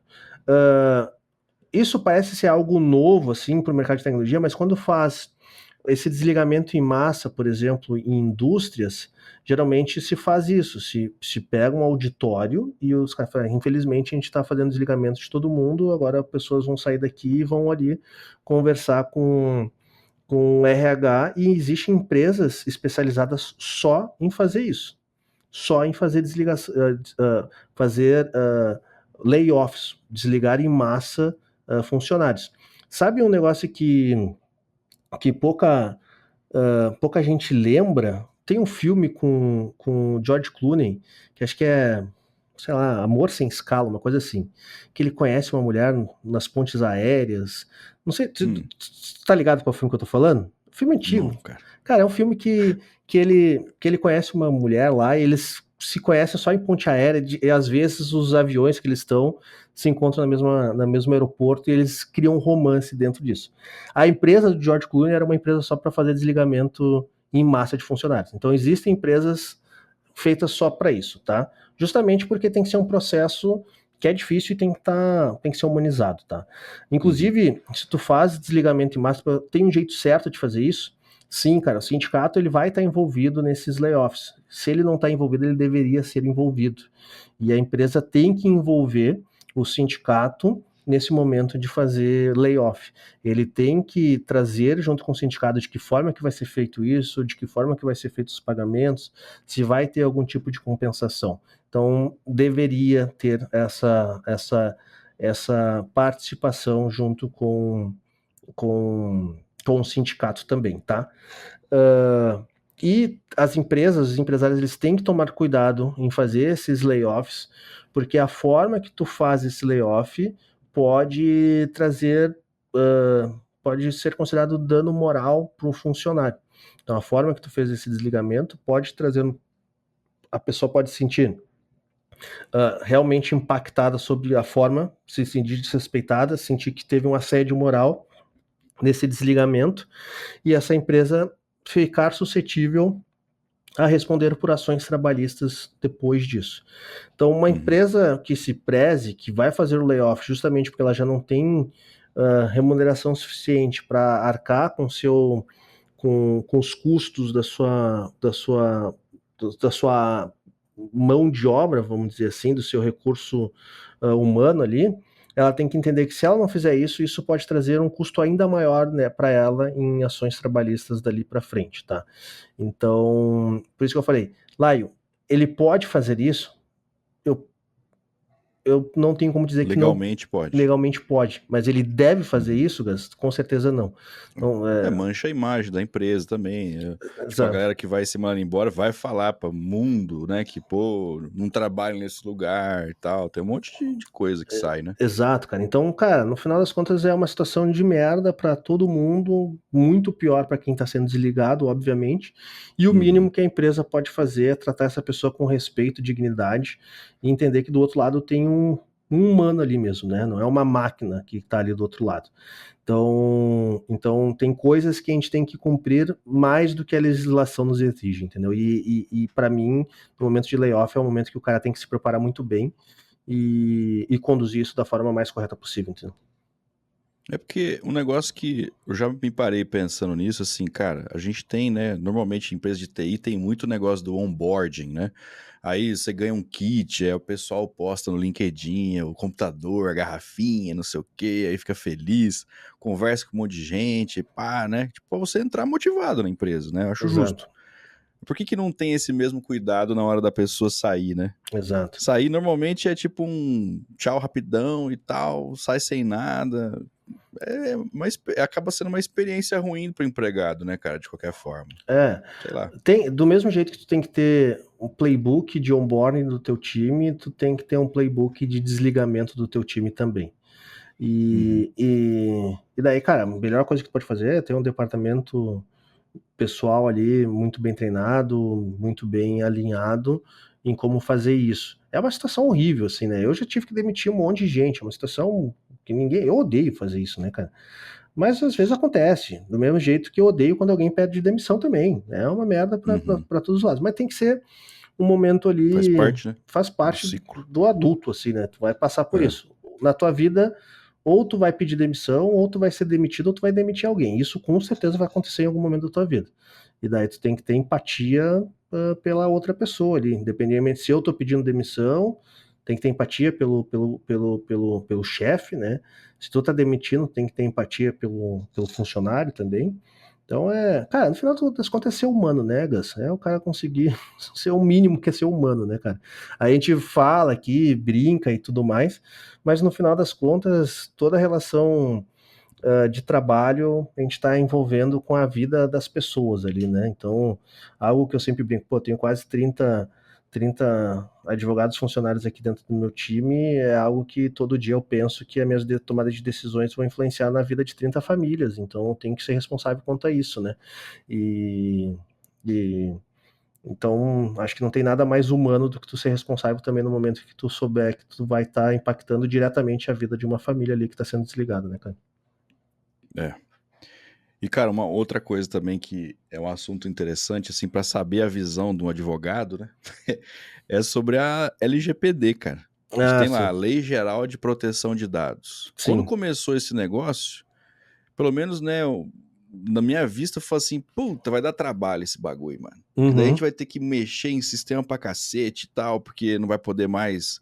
Porque antes era no dane-se, né, cara? Pegava dado e tal. Até cookies, né? Você aparece lá, você aceita cookies, porque você tá mandando uma informação pequenininha lá, mas faz parte do usuário e tal, não sei o quê. Então, tecnicamente, foi muito chato mexer com esse negócio aí, Uhum. né? E continua sendo, porque você antes era, pô, manda na requisição, pega tudo lá, as informações do peão lá e já era que se dane, Vambora. cara. Agora não, tem todo um monte de 9 horas e tal. Sim. Qual que é a sua visão geral, assim, sobre essa lei? Funciona, não funciona? Mudou alguma coisa? No final continua a mesma bosta que era antes? Qual que é a onda, No, cara? no, Bra- Porque o brasileiro, sei lá, cara. no Brasil, a gente tem muito essa questão a lei pegou, ela pegou a lei, ela pegou, É, entendeu? E é um absurdo a gente falar isso, né? A lei, essa lei não pegou ninguém. Não, pelo amor de Deus, né, cara? é, Entendeu? Então, uma curiosidade. Eu, eu não sei se está o mais atualizado possível, mas o vídeo mais assistido no YouTube sobre LGPD é um vídeo meu, que eu lancei há muitos anos atrás, mas eu tinha, na época, já estava de mais de 150 mil visualizações já. que isso, É. cara. Olha aí. Não, mas, pô, tamo aí, né, cara? Vou falar com propriedade agora. Mas, Ó, brincadeiras à parte, sim, cara, a lei pegou, tá? Então, esse é o primeiro ponto. É algo que foi essencial para a forma que as coisas eram conduzidas no meio de tecnologia, porque como tu falou, e tu como profissional da área, assim, e outros desenvolvedores que estão nos escutando, que trabalhavam antes da LGPD, sabia que era tudo meio feito à moda caralha mesmo, assim, então, cara, tu não tinha o mínimo de governança sobre os dados, tu nem sabia o que, ó, pô, quais são os dados que eu tô tratando do Lion? A empresa não sabia, o desenvolvedor não sabia, o CTO não sabia, ninguém sabia sobre isso. Então, sem dúvida nenhuma, é algo que foi essencial. Foi oriundo de como tudo, no final das contas, acaba sendo movido por escândalos, né? Então, a gente teve o escândalo da Cambridge Analytics com os dados que eles consumiram do Facebook e trouxeram grande influência nas eleições da primeira eleições ali do Trump, né? E ali foi um grande escândalo e a Europa se mexeu muito para trazer um, um resultado sobre isso, né? O que a gente tem que fazer sobre isso? Então, lá na Europa foi a precursora nesse sentido de ter uma legislação específica para o tratamento de dados, que é a GDPR, né? Que é uma legislação focada no cidadão europeu, e ela acabou sendo uma legislação tão importante que ela forçou outros países a tomar atitudes de tratamento de dados, porque a GDPR ela protegia o cidadão europeu, então era uma lei que a gente chama que ela é extraterritorial, ela extrapola o território europeu. Isso significa que se tem um europeu aqui no Brasil e os dados desse europeu no Brasil não são tratados conforme a GDPR, a empresa brasileira pode ser responsabilizada pela nossa. uma corte europeia, e daí isso criou um efeito em cascata, onde, pô, isso nessa época, grande parte dos clientes do escritório tinham, de alguma forma, algum usuário europeu. Então, cara, se tu tem um usuário europeu, tu tinha que estar em compliance com o GDPR. Então, isso acabou movimentando. A gente fez em questão ali de 6 meses, a gente fez a adequação de GDPR para mais de 100 empresas que eram nossos clientes na época. E daí, a partir disso, né, cerca de 2 anos depois, o Brasil veio com a criação da LGPD, baseada na GDPR, então ela é uma legislação muito influenciada pela GDPR, e basicamente se tu estivesse cumprindo exatamente o que a GDPR determina, tu ia estar muito bem posicionado já com a LGPD, então para nós foi algo bem tranquilo de conseguir fazer isso, e daí tu cria um mercado paralelo, que eu sou bem crítico nisso, de os especialistas em LGPD. Então, cara, varreu o mercado de especialistas em LGPD, e eu nunca fui a favor de ser especialista de uma legislação. Por quê, cara? Porque no final das contas isso é regra básica, né? Todo mundo tem que estar de acordo com isso, no final das contas. Teve a onda das palestras LGPD, igual tá tendo a palestra de IA, Exato. já teve LGPD também. Que já teve de criptomoeda, já teve de NFT, então, cara, então isso acaba trazendo uma visão meio pejorativa sobre o termo. Porra, LGPD, tá todo mundo falando dessa merda, hein? Mas não, cara, é importante mesmo. Tem que ser cumprido. A lei pegou no Brasil, todo mundo cumprindo. Se tu não tá cumprindo a LGPD, tu vai se ferrar, isso eu posso garantir. Quando a gente vai fazer, por exemplo, para operações de M&A, uma das principais pontos que a gente analisa numa empresa que a gente está adquirindo, se ela está cumprindo as legislações de privacidade de dados. Então, hoje o Brasil ele tem uma estrutura mais robusta, tem um monte de coisa que pode ser melhorado, principalmente em questões de fiscalização, mas, né, é uma lei, por incrível que pareça, é uma lei boa, tá? Por que eu falo por incrível que pareça? Porque a gente sempre tem uma visão meio pejorativa de qualquer tipo de legislação, mas é uma legislação que ela realmente protege o titular dos dados. Imagina que ela vai demonstrar a sua importância agora no mundo de inteligência artificial, de tu saber, tá, cara, toda a inteligência artificial, ela, no final das contas, ela tá fazendo tratamento de dados, né? Ela é um grande processador de dados. Processar dados faz parte do que a LGPD protege, que é tratamento de dados. Se eu entrar em contato com a OpenAI e falar assim, eu preciso saber todos os dados que vocês estão utilizando da minha pessoa, eles têm que conseguir me disponibilizar isso. Se eu chegar para a OpenAI e falar assim, eu não quero mais que meus dados sejam processados pela OpenAI, a legislação determina que eu tenho esse direito e que a OpenAI tem que ter mecanismos para conseguir impedir que meus dados sejam processados por ela. Os dados são de propriedade e de titularidade da pessoa física, né? Então, imagina se a gente não tivesse isso num cenário mundial de IA que é muito confuso, a gente não sabe muito bem, a gente pega a parte aí de Estúdio Ghibli com essa trend que teve, polêmica, se isso infringe direitos autorais, se não infringe. Muito se fala isso, mas tem pouca gente se preocupando sobre como que as pessoas estão tratando os dados. O que eu escrevo lá no ChatGPT, como que isso está sendo tratado, como isso está sendo processado, como isso está sendo armazenado, como ele está usando isso para o treinamento da IA. Então, cara, eu acho que vai chegar vou dizer assim, entre aspas, uma onda que as pessoas vão parar para analisar a IA e vão falar assim, tá, legal isso daqui, mas agora eu quero saber o que esses caras têm de meus dados e como eles estão usando isso. Vai chegar um momento que todo mundo vai se dar conta. Cara, eu subi 75 mil fotos da minha cara nesse lugar aqui para fazer um videozinho meu ali, né? Ou fazer a figurinha. Eu faço isso, tá? Só para deixar claro. Uhum. Então, cara, a LGPD ela é importantíssima para isso, assim. E ela é essencial, tá? Ela é essencial para a gente conseguir ter um mercado maduro de tecnologia e principalmente trazer segurança para a pessoa física, né? Para o consumidor, assim, para a população. Imagina que a LGPD hoje, Gas, é o que foi a lei dos direitos do consumidor lá no início dos anos 90. Então, o CDC lá do Celso Russomano lá e tal. Então lá no início dos anos 90, teve o Código de Defesa do Consumidor, surgiu ali no início dos anos 90, e na época foi um caos também, era todo mundo falando, mas que isso, vão matar o empresário, da onde? E hoje ninguém se discute se ela é essencial ou não.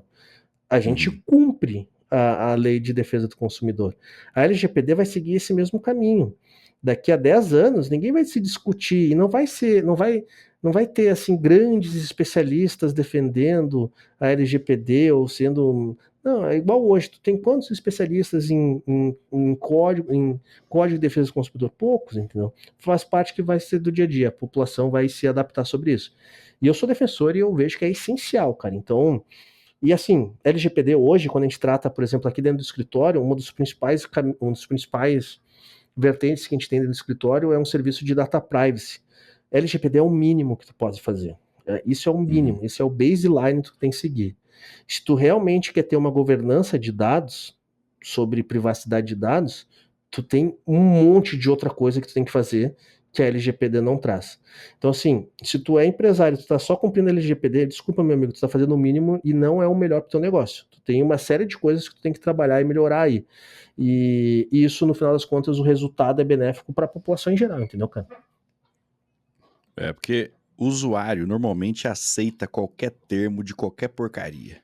Isso é, Tá lá, eu o inclusive. checkboxzinho, clica, plim. Aí habilita o botão se inscrever. Aí você vai pra daí rápido. Só que daí você não clicou lá e viu um puta de um documentão lá que fala assim, ó, você está, neste momento, entregando a sua alma a mim. Exato. Você aceita? Aceito. É isso aí. É. Mas sabe qual é? Sabe, eu sou. Depois não chora. Eu sou esse cara que faz isso, tá? Eu sou o cara que aceita. Pô. Mas eu, como advogado, uma das coisas que a gente mais faz é termos de uso para outras plataformas. E daí, como empresário, né, e advogado de empresário, eu vou lá, vou colocar tudo que a gente vai fazer. Tudo que de que forma que a gente vai tratar os dados daquele cara. Mas, Gus, independentemente se eu aceitei e falei assim, ó, eu posso usar termos de baixo calão aqui?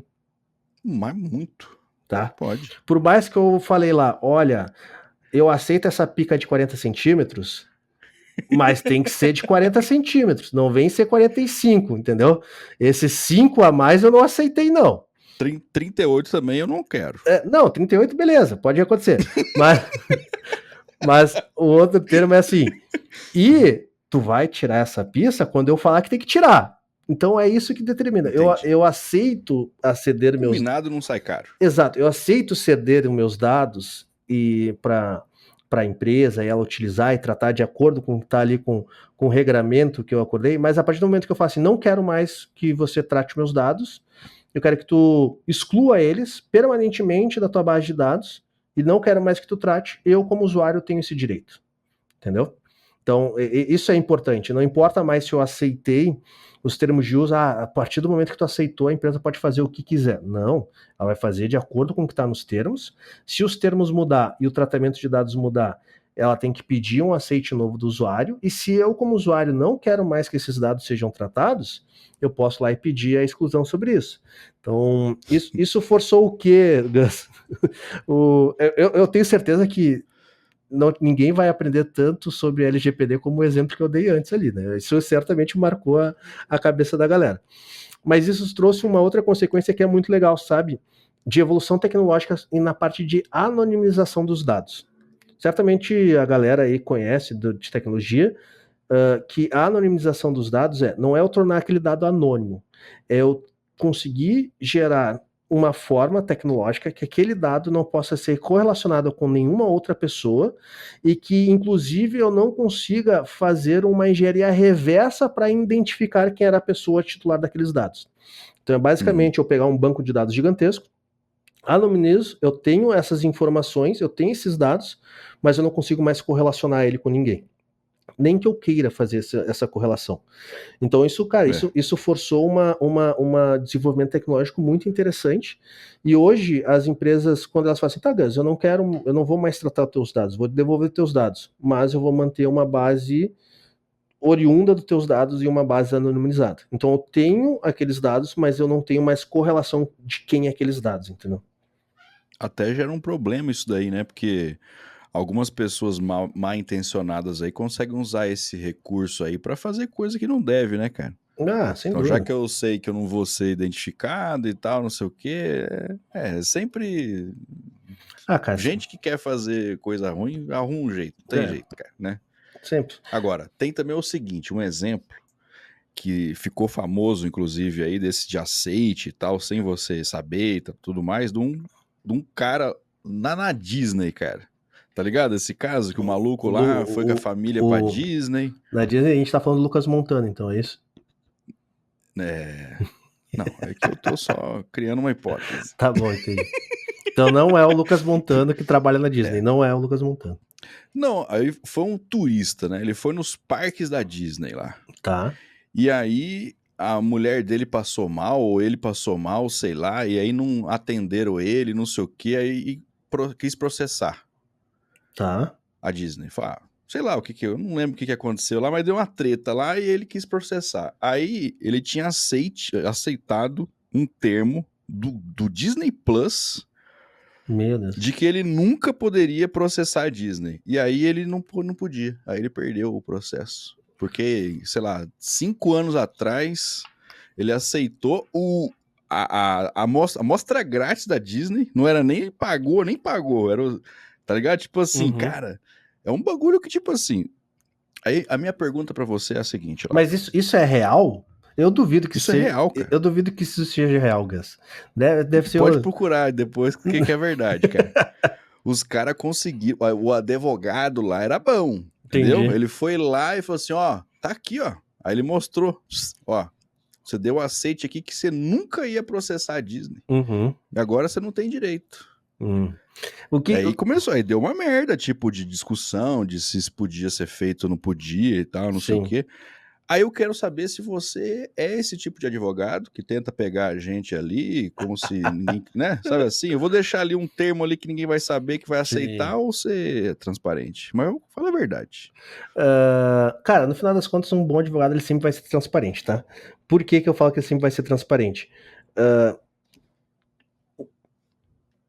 Pra que serve um contrato, Gus? Tu já parou pra pensar pra que serve um contrato? Ele serve... É um respaldo, né? Pra ambas as partes. Não. Ele serve para diminuir a assimetria de informação entre as partes. O que ele determina? Ele determina... Eu vou te fazer uma pergunta, uma lógica, assim, que desenvolvedor passa por isso todos os dias, tá? Mas eu sou ruim, tá? Então... Não, mas, assim, o desenvolvedor... Principalmente o cara que vende serviço de desenvolvimento. Certo. Gus, quanto que tu contrataria para fazer um forro de gesso na minha casa? Bom, aí depende do tamanho da sua casa. Boa. Depende mais do quê? Depende de onde a sua casa está. Se for num bairro ruim, eu vou cobrar menos. Se for num condomínio fechado, que eu sei que é, eu vou cobrar mais. Tá bom. Porque eu não sou bobo também. Isso aí, beleza. É livre mercado. Que gesso que você quer? A qualidade do gesso. Tá. Quanto tempo você quer esse negócio pronto? Ok. Que mais?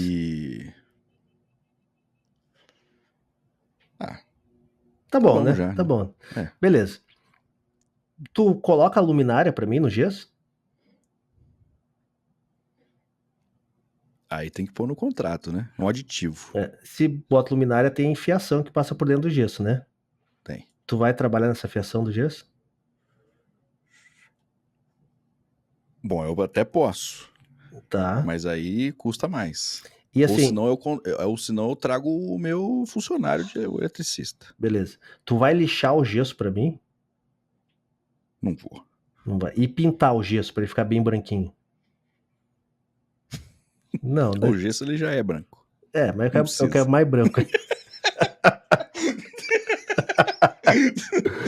Tá. Mas, cara, vamos adicionando. Vamos adicionando coisa. Isso que eu tô falando aqui, essa brincadeira, é assimetria de informação. Para mim, colocar gesso é uma coisa. Para ti, colocar gesso é outra coisa.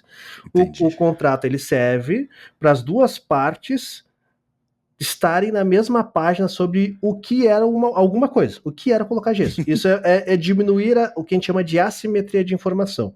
É tornar a informação mais simétrica para todo mundo. Isso o contrato ele acaba forçando isso, porque a forma natural é cada um entender o que... Cara, eu vou falar de um jeito e eu acredito que o que eu tô falando tá certo, e eu acredito muitas vezes que o Gus tem a mesma visão do que eu tô falando. E o Gus, ele vai acreditar que o que ele está falando eu tenho a mesma visão. Então, o contrato ele força as partes a diminuir essa assimetria de informação, a gente colocar tudo a termo. Mas por que o advogado, então, coloca termos tão complexos no contrato lá? Porque aí não é assimétrico, eu não sei o que o cara tá pondo lá, pô. Daí isso é um advogado ruim, tá? Porque o advogado bom, ele vai conseguir deixar isso claro para as partes, porque o advogado ele não é parte do contrato. Então, se as partes não entendem o que o contrato está dizendo, significa que as partes elas estão com informações assimétricas, e esse contrato vai dar problema. Então, um bom advogado, ele vai deixar o contrato claro para ambas as partes que são o objeto daquele contrato. Um advogado Entendi. ruim, ele vai... Isso é uma merda, tá? Isso é uma concepção ruim que se criou, e culpa dos advogados, tá? Que o advogado, para ele mostrar que ele entregou serviço e que ele tem conhecimento, ele acha que o cliente não pode entender o que ele está falando. Isso é uma cagada, cara, porque se o cliente não entende, significa que o cliente está assinando um contrato que vai ser prejudicial para ele, e provavelmente tu reduz a simetria de informação entre as partes envolvidas, então entre eu e o Gus que estamos ali fechando o contrato, mas principalmente, Gus, esse contrato ele tem que diminuir a simetria de informação para um terceiro cara que não está dentro desse contrato. Quem que é esse terceiro cara, Gus? Pô, não sei, mano. Se eu e tu briga, quem que vai resolver essa treta para nós? Ah, o advogado. Não, o juiz. Então, Puta, aí você já tá colocando. Entendi. então diminuir a Aí simetria... ele vai ler o contrato. Ele vai ler o contrato. Entendi. E dentro desse contrato, esse juiz, ele também é uma parte importante de reduzir essa simetria de informação. Então, um contrato, ele serve, em última análise, para reduzir a simetria de informação. É para as partes saberem exatamente como que tem que ser aquilo, e se eventualmente essas partes se contradizerem em algum momento, esse juiz ele tem que buscar essa solução dentro do contrato apoiado pela legislação fora. Então, infelizmente, Gus, esses caras os contratos que não conseguem ter soluções claras são contratos mal redigidos. Então, quando tu perguntou assim, Laio, tu é o cara que vai fazer cláusulas ali, escusas, não sei o quê. Não, cara, todos os contratos que a gente escreve, as partes têm que entender exatamente o que está acontecendo. Porque senão a tendência é que vai dar problema, tá? E daí, qual que é o problema em volta disso, Gus? Que daí eu sempre voto que as pessoas muitas vezes vão errar sem saber que estão errando. Vamos lá, Gus. Usando esse mesmo exemplo do gesso, né? A gente chegou nesse gesso, daí eu vou perguntar, Gus, qual o gesso que tu usa? Daí o Gus vai me responder, eu uso o gesso da fábrica tal. Tá bom. Mas o gesso da fábrica tal, ele usa minério proveniente da onde? Ele usa minério proveniente lá da puta que pariu. Tá, mas lá da puta que pariu, qual é o pH desse minério ali? Só que se tu for puxando isso, cara, tu vai chegando assim, não, mas qual é o número atômico do... Então, tu tem que tomar um cuidado, e é algo que é inerente a qualquer contrato, como a qualquer software. Todo contrato, ele é incompleto. Por quê? Porque eu não vou conseguir, é humanamente impossível eu conseguir identificar quais são todas as consequências que vão existir numa relação humana. Como um software, é impossível um desenvolvedor identificar quais são todos os bugs que vai acontecer dentro daquele software, ou como que o usuário vai usar aquele software, entendeu? Então, se tiver uma chuva de canivete, eu vou atrasar em 3 dias o seu forro de gesso. É aquela brincadeira, sabe aquele contrato? Eu adoro o Big Bang Theory, né? E daí tem lá os contratos do Sheldon que ele traz lá. Se for invadido pelo, sei lá, porque o Leonard tem que fazer tal coisa. Senão vira essa loucura, entendeu? Entendi, cara. Então, assim, todo contrato ele vai ser incompleto. Ele tem que buscar ter uma simetria de informação dentro de um, vamos dizer assim, de um RAID próximo à realidade do que vai acontecer. E vai ter mesmo assim, pode ter contratos que são excelentes, muito bons e que vai dar problema. Esse contrato da Disney, por que eu duvido que realmente seja isso, por mais que a mídia possa ter trazido que foi isso, mas na prática eu duvido que tenha sido realmente isso, porque existe o que a gente chama de, no mundo jurídico, tanto no Brasil como no nível mundial, existe o que a gente chama de cláusulas pétreas, principalmente na Constituição que a gente tem no Brasil. Cláusulas pétreas são o quê? São questões que nem eu posso dispor sobre uma relação contratual.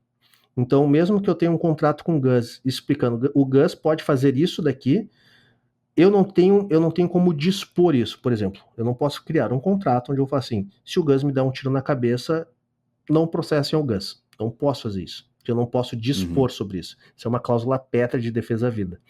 E uma das cláusulas pétreas que a gente tem no mercado brasileiro e no mundo judiciário brasileiro no nível mundial é o direito de postulação, que é eu processar alguém porque eu entendo que um direito meu foi infringido. Então, se eu tenho uma cláusula que eu vou falar assim, não vou processar o Gus porque eu não posso processar o Gus, essa cláusula ela é nula de pleno direito. Ela não pode ser existida, ela não pode existir. Entendi. Então, eu não posso ter nada que me impeça isso. Então, por isso que eu acho que isso talvez não seja exatamente o que aconteceu nesse caso. Poderia ter um caso lá onde está explicando que se tu morre dentro da Disney, a Disney não tem a obrigação de te prestar auxílio médico para isso. E se tu não receber o auxílio médico necessário, tu não poderia processar a Disney por causa disso. Significa que o cara pode processar a Disney, mas a Disney não vai ser condenada por causa disso. Porque ela não precisa ter um hospital dentro da Disney se o cara, sei lá, tem um infarto fulminante lá, ou levou um tiro na cabeça, ou alguma coisa assim nesse sentido. Então eu acho que foi diferente de o brinquedo quebrou e aí ele morreu. Aí, porra, aí é uma situação diferente. Né? Exato. Daí vai ver se teve negligência, se teve não sei o quê. Então, assim, provavelmente. É que a mídia é foda, né, cara? A mídia vai usar isso e ela vai falar assim: não, a Disney utilizou corretamente o contrato que ela tinha à disposição e ganha um processo judicial. Não vai falar isso, né? Ela vai falar: a pessoa morreu porque a Disney impediu que ela processasse ela. Daí, cara, daí é foda. Entendeu? Dá mais manchete, tá cliques, exato, né, e tal. Exato, parte, né? Exato. Entendi, cara. É porque assim, né, a gente tem muito medo, né, cara? As pessoas, eu acho que tem muito medo, falam assim, ai meu Deus do céu, vou ter que assinar um contrato, aí você não sabe se você lê, fala assim, não, eu vou levar pra casa pra eu ler com calma. Sim. Aí a pessoa tá na sua frente, assim, e fala, assina essa bosta logo aí, cara. Aí você não sabe se você assina logo, se você lê. Ah, cara, é uma situaçãozinha miserável, cara, entendeu? Aí você só assina, fala, entendi, tudo tá aí, vai, assinou, porra. Cara, assim, duro. Primeiro, nunca assine um contrato na pressão de assinar um contrato. Essa é uma dica que eu dou pra todo mundo. Então, tipo assim, cara, lê o contrato aí. Não, tá bom, então a gente vai assinar o contrato, me manda por e-mail, daqui a 3 dias a gente volta e assina. Boas práticas, assim, cara, tu tem que analisar o contrato de uma forma boa, ler ele de uma forma correta. Existem tipos de contratos que eles são mais frágeis, que a gente chama de contrato de adesão. O que é contrato de adesão? Tu não vai no banco abrir tua conta e tu vai falar assim, peraí que eu vou chamar meu advogado pra gente negociar esse contrato de abertura de conta corrente. Não, tu tem uma opção que é, ou tu assina essa merda, ou tu não abre a conta comigo, entendeu? Sim. Então, cara, existe sim essas situações que tu vai assinar, foda-se, tu não tem nenhum, isso a gente chama de contrato de adesão, tu adere ou não àquele contrato. Contrato de contratação, cara, você tá feliz que alguém vai te contratar, você só assina, você nem lê direito o bagulho lá e tal. Então, assim, depois você vai... o contrato de trabalho, o contrato de contratação, o ideal no mundo teórico cara, tu vai levar para casa, vai ler e vai assinar com calma e vai discutir sobre isso. Aqui no Brasil não é tão comum isso, tá? Mas no resto do mundo cara. Tipo assim, tu vai nos Estados Unidos, vai na Europa, lá as pessoas, elas têm, o funcionário tem poder poder mesmo, de negociar o seu contrato, de falar, cara, não quero isso, não quero essa cláusula, não quero isso daqui, quero que adicione esse troço aqui. Então é um mercado um pouco mais maduro nesse sentido. No Brasil... Aqui, se você fizer isso, você já fica marcado, velho. Você já entra marcado, maluco chato do caramba. Exato. Então aqui no Brasil já é muito mais difícil, não tem essa maturidade de negociar o contrato. Por quê, Gus? Tem um corte nosso quando tu participou do podcast aqui, que tu foi genial, que é assim, então quer dizer que as empresas, elas não são chatas, elas só estão cumprindo a lei. E daí eu falei, é isso mesmo. E daí, tipo, cara, Pô, é duro, velho. A nossa legislação é tão merda que, cara, ninguém tem margem para negociar um contrato, nem o empregador nem o empregado. Então isso que é uma bosta, entendeu? Então por isso que tipo, basicamente o contrato de trabalho que tá ali é assim, cara, ou é isso ou não rola empregar porque eu não tenho margem para mudar e nem tu como empregado tem margem para pedir outras coisas, entendeu? Então fica essa... A gente deu uma melhorada, mas realmente, vamos dizer assim, o framework que a gente utiliza não nos possibilita grande customização, entendeu? Uhum. É porque você tá numa posição de frágil, né, cara? Exato. Você tá precisando do emprego, o cara tá ali, ele meio que manda no que vai ser, cara, entendeu? Você tá na posição ruim ali de negócio. Exato. Entendeu? Por isso que Pô, qual que é o contrapeso que a gente tem? O judiciário trabalhista é extremamente pró-empregado. Então, o que que a lei trabalhista fala? Um dos princípios básicos na lei trabalhista é a primazia da realidade. Não importa o contrato que tu assinou, não importa o documento que tu assinou, o que importa é o que aconteceu na realidade. Se eu contratei o Gus para ele ser desenvolvedor e no final das contas ele trabalhou como, sei lá, como gerente financeiro da empresa, cara, ele tem que ser tratado como gerente financeiro e a gente vai aplicar a lei para ele como se fosse gerente financeiro, com a remuneração como se fosse gerente financeiro. Não importa o contrato que foi assinado. Então a gente tem mecanismos de defesa para o empregado dentro da nossa legislação, que é o judiciário. mas pro CLT. Pro CLT. Se for PJ, se for PJ, se for PJ, continua existindo a primazia da realidade. Se você é PJ, mas é tratado como um funcionário, se porta como funcionário, recebe como funcionário, você funcionário é. Eu gosto de usar uma brincadeira, Gus. Se tem crina de cavalo, pata de cavalo, focinho de cavalo, se eu chamar ele de pato, ele não vai ser pato, ele vai continuar sendo cavalo. Se tu é funcionário e eu te chamo de PJ, tu vai continuar sendo funcionário, por mais que eu te chame de PJ, entendeu? Então o que você está querendo dizer aí é o seguinte: se eu sou PJ, eu trabalho para a empresa tal, das 8 às 6, eu tenho que estar lá presencialmente, neste horário, obrigatoriamente. De segunda a sexta, eu tenho o período de férias específico. Eu tenho um monte de coisa. No final, eu sou um CLT fake. Tu é funcionário e tu tem que ser tratado como funcionário. E se tu entra com. Então é pior nesse caso, porque daí eu não tenho os direitos. Sim, exato. É aquela parceria, um entra com o pé, outro entra com a bunda, né? Então, esse é ruim.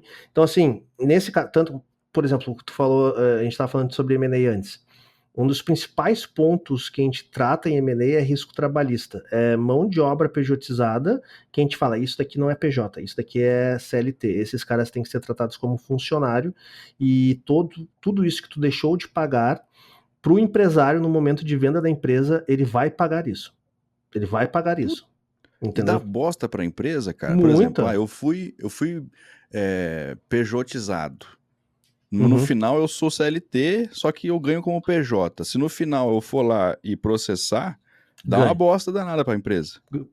Posso dizer assim, ó, com tranquilidade, tu vai ganhar. Se tu tem, porque os requisitos de vínculo empregatício são requisitos que vão ser analisados. Então, assim, cara, tem pessoalidade na prestação de serviço, tem remuneração recorrente. Então, cara, todo mês ele recebe aquilo lá.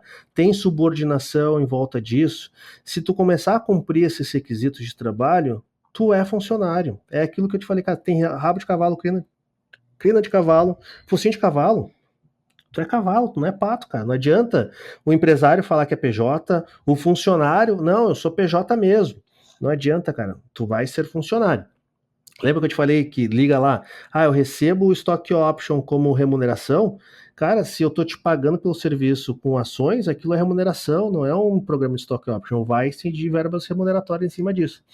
Então, assim, um dos principais problemas que a gente vê em operações de M&A, que é o que a gente faz muito aqui no escritório, é o cara perder uma venda da empresa porque o passivo trabalhista e a dívida trabalhista que o cara tem é gigantesca. E daí a gente fala, cara, vários clientes meus perderam de vender o seu negócio quando via nos procurar, tipo assim, eu só vou contratar o Silva Lopes para fazer a operação, não passava com a gente aqui para fazer a preparação. E a gente olhava e falava assim, cara, isso daqui vai dar merda, te prepara para isso. Puxa a capivara da empresa. Puxa a capivara da empresa. E daí, dito e feito, cara, os caras vão lá e dava merda. Isso é o que a gente chama de passivo convexo, né? O que tu economiza de R$1 aqui, daqui a 5 anos não vai ser mais R$1. Vai ser R$1 com multa, correção monetária, juros, mais passivos em volta disso que o judiciário vai trazer. Então, R$1 que tu economizou aqui, no final de 5 anos, vai valer, tipo, R$ 2.000. São passivos convexos, eles crescem de forma convexa dentro da vida da empresa. Eu sou um cara, que eu falo, a única forma de tu manter o teu negócio agora é ter mão de obra pejotizada?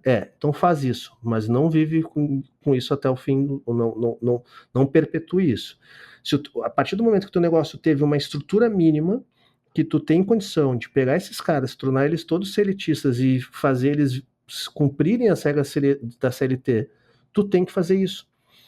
Não existe empresa grande, Gus, que contrata todo mundo PJ, cara. Não existe isso. Então tu tem que ter, se o cara é funcionário, o cara é funcionário. Se o cara é PJ, o cara vai ser PJ, o cara vai poder trabalhar para outras empresas. Foi o que eu falei, se tu é PJ, tu pode trabalhar para quantas empresas tu quiser. Entendeu? Então, tanto é que as big tech zonas aí e tal, que trabalham no Brasil, tem escritório e a galera é CLT. Exato, cara. Uma empresa robusta, assim, que se preze, a tendência é que ele vai ter toda a mão de obra seletizada. É o correto a ser feito, cara. É o correto. Então, assim, tu precisa ter PJ, porque é uma situação de sobrevivência. Preciso ter isso, senão eu não consigo ter isso de outra forma. Cara, faz parte e tem que ser momentâneo, tá? E tem que ser muito claro com a pessoa. Então eu falo assim, Gus, eu vou te contratar como PJ porque é a única forma que eu consigo te pagar agora. Mas o empresário ele tem que saber que ele está fazendo errado, o Gus vai saber que o empresário está fazendo errado, e o Gus vai saber que se o Gus sair, ele pode processar o empresário e o empresário vai perder. Esse é o game. Não existe outra forma, entendeu? Laio, mas permitiu a terceirização de mão de obra e tudo mais, e a pejotização flexibilizou. Flexibilizou. Mas, no final, se tu atua como funcionário tu é, cara. Não adianta. A reforma trabalhista não mudou essa questão, entendeu? Boa. Cara, pô, que legal, mano. Assim, é por isso que é legal você conversar com alguém que manja do negócio, porque assim, no dia a dia a gente lida com isso só que sem saber, velho. Sim. A gente só assina o contrato, a gente vai no, vamos ver, depois a gente vê o que dá e tal, não sei o que. Pô, cara, é importante você ir atrás e saber o que é melhor pra você, diferença de PJ, CLT, os seus benefícios, né, os seus direitos e tal. Então, você tem alguma dica final aí, cara, pra alguém que, sei lá, pra nós, do pessoal da área tech, falar assim, cara, você quer aprender um pouquinho mais isso aí? Você tem um direcional aí, tipo... Pô, além do podcast aqui, pô. Deu a deixa perfeita, tá? Cara, procura no YouTube canal SL. Lá a gente tem uma série de vídeos descomplicando termos e pontos jurídicos de uma forma muito simples, como foi nosso bate-papo aqui. Eu acho que a grande maioria do pessoal que escutou conseguiu aprender. Tem um vídeo que eu gosto muito, que eu sempre indico quando eu vou participar do podcast com a Bolha Dev. Tem um vídeo lá que eu falo sobre os cuidados no contrato de desenvolvimento e licenciamento de software. Então lá, cara, eu pego toda a minha experiência de vida, assim, trabalhando na área, principalmente trabalhando em prol de empresa, e eu trago, cara, são esses os cuidados que tu tem que ter na hora de desenvolver, de ter um contrato de desenvolvimento de software ou ter um contrato de licenciamento de software. Então, se tu jogar lá no YouTube, canal SL, procurar, esse vídeo é um pouco mais antigo, mas se tu procurar lá, cuidados de desenvolvimento de software, contrato de desenvolvimento de software, tu vai encontrar lá, gente. E daí, cara, tem lá vídeo sobre stock option, vou assinar um stock option. Cara, tem lá uma série inteira que a gente explica como que funciona a tributação, como funciona o contrato, quais são as principais cláusulas.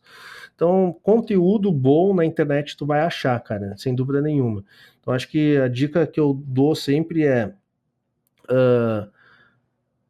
ser ignorante sobre um assunto não é desculpa, tá? Hoje tu tem muito conteúdo disponível aí, então quando tu for tratar da tua vida, do teu contrato de trabalho, do teu contrato de stock option, de montar o teu negócio, no futuro, quando tu falar assim, mas eu não sabia que isso funcionava. Cara, o não saber como funcionava não te livra de nada, entendeu? Então seja responsável por tua vida, né, velho? Então procura ali, a gente gasta tanto... Cria vergonha nessa sua cara. Cria vergonha na cara. A gente gasta tanto tempo vendo bosta, cara, porra. Então, e daí na hora que a gente fazer um negócio que é relevante pra nós, sai da porra do TikTok, cara, vai ver um vídeo, sei lá, pergunta pro ChatGPT essa merda, então, entendeu? Não vai mandar o ChatGPT só fazer figurinha do Estúdio Ghibli, manda teu contrato pro ChatGPT, então, entendeu? Pergunta pra ele, devo ou não devo assinar esse contrato? É. Exato. Cara, essa é uma dinâmica boa, é uma dinâmica boa. Ele vai ficar em cima do muro, falar assim, você precisa ler o contrato, eu não vou decidir. Se ele for um bom advogado, ele vai falar, depende. Daí o ChatGPT... Depende. Bota uma IA pra brigar com a outra, fala assim, IA, tu vai defender esse contrato, e bota outra IA, tu vai criticar esse contrato. Daí tu tira tuas conclusões. É um baita exercício, Olha aí, ó.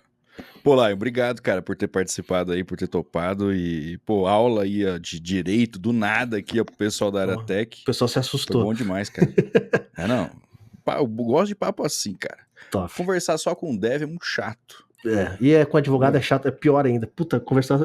Eu adoro trabalhar com empresa de tecnologia porque a gente troca conhecimento, entendeu? Porque é foda, cara. Olha aí, ó. Foi legal demais, cara. Inclusive, os links aqui das redes sociais, porque, fala um pouquinho aí, você tem podcast, você tem as redes sociais todas aí, tem Startup Life, tem uma porrada de coisa, hein, cara. É boa. Se a galera quiser continuar acompanhando você, ó. Isso é uma boa. Pô, primeiro, Negas, muito obrigado por me convidar de participar aqui do Papinho Tech, foi um baita papo mesmo, e parabéns aí pelo projeto, parabéns pelo sucesso que tu tá tendo aí, batendo sempre entre os principais podcasts de tecnologia escutados ali no Spotify. A gente produz bastante conteúdo, assim, então quem quiser me acompanhar pessoalmente, só procurar no Instagram, Lion Lopes _, vai me achar lá. A gente tem um podcast, a gente tem quase que uma network de podcast chamada Startup Life. Então é um podcast focado, a gente tem 3 programas no Startup Life. Um primeiro programa que a gente fala muito focado para empresário, onde a gente traz grandes cases no mercado de tecnologia para compartilhar sobre uma visão de negócio. Então, como que funciona o negócio, como que nasceu, quais são as dificuldades. Daí a gente tem vários temas, já passou Nubank, já passou Cellcoin, já passou Conta Simples, já passou um monte de empresas fodas aqui dentro já passou até o Denilson Show, já participou do Startup Life. Pô, eu vi, cara. Isso é doideira. Foi num evento, não foi? Eu entendi que foi no Web Summit. Na Gramado Summit, que acontece Summit. Aqui. Falei, então, caramba, o Denilson Show do nada ali, velho. Da hora. Foi legal. Então, cara, procura aí Startup Life nos agregadores de podcast, tu vai encontrar fácil. E o Startup Life é a casa do M1 Podcast, que é o podcast criado pelo Lucas Montano e que hoje tem na bancada oficial do M1 Podcast eu, Lucas Montano e o Mano Deivin. Então nós 3, a gente imagina a nata do negócio, a doideira que é, né, cara? Então procura lá, cara, a gente tem no YouTube, a gente tem os cortes, então se tu procurar M1 Podcast, tu vai encontrar no YouTube, se tu procurar M1 Podcast, tu vai encontrar também no Spotify e outros agregadores. E é isso, cara, tá muito legal, já deixa o convite aqui, o Gus já participou já da primeira temporada, então a gente faz lives quinzenalmente também no YouTube, eu, Mano Deivin e o Lucas Montano, e já fica o convite, Gus, para tu participar de uma live nossa aí, das próximas lives, que, cara, é algo que eu me divirto, eu tô adorando, assim, tá ligado, participar, o público dev aí no início... me deu uns hates, mas agora me abraçou, tá? Então, tô me sentindo em casa agora. É porque a gente olha pra um cara e fala, você é um advogado. Aí entra de terno na reunião e fala, já vem o maluco que vai dar trabalho pra nós. Mas os caras me deram... Quem gostou de mim até agora não vai gostar mais. Eles me deram hate, Gus, porque eu defendo presencial e o presencial venceu. Não tem outra forma, cara. O presencial venceu. Então... Vai terminar desse jeito aí, ó. Um beijo, um abraço para quem trabalha presencial. Que loucura, cara. Valeu, Lion, tamo junto. Valeu, Gus, um abração. Esse foi mais um episódio do Papinho Tech. Espero que você tenha gostado. Valeu e até a próxima.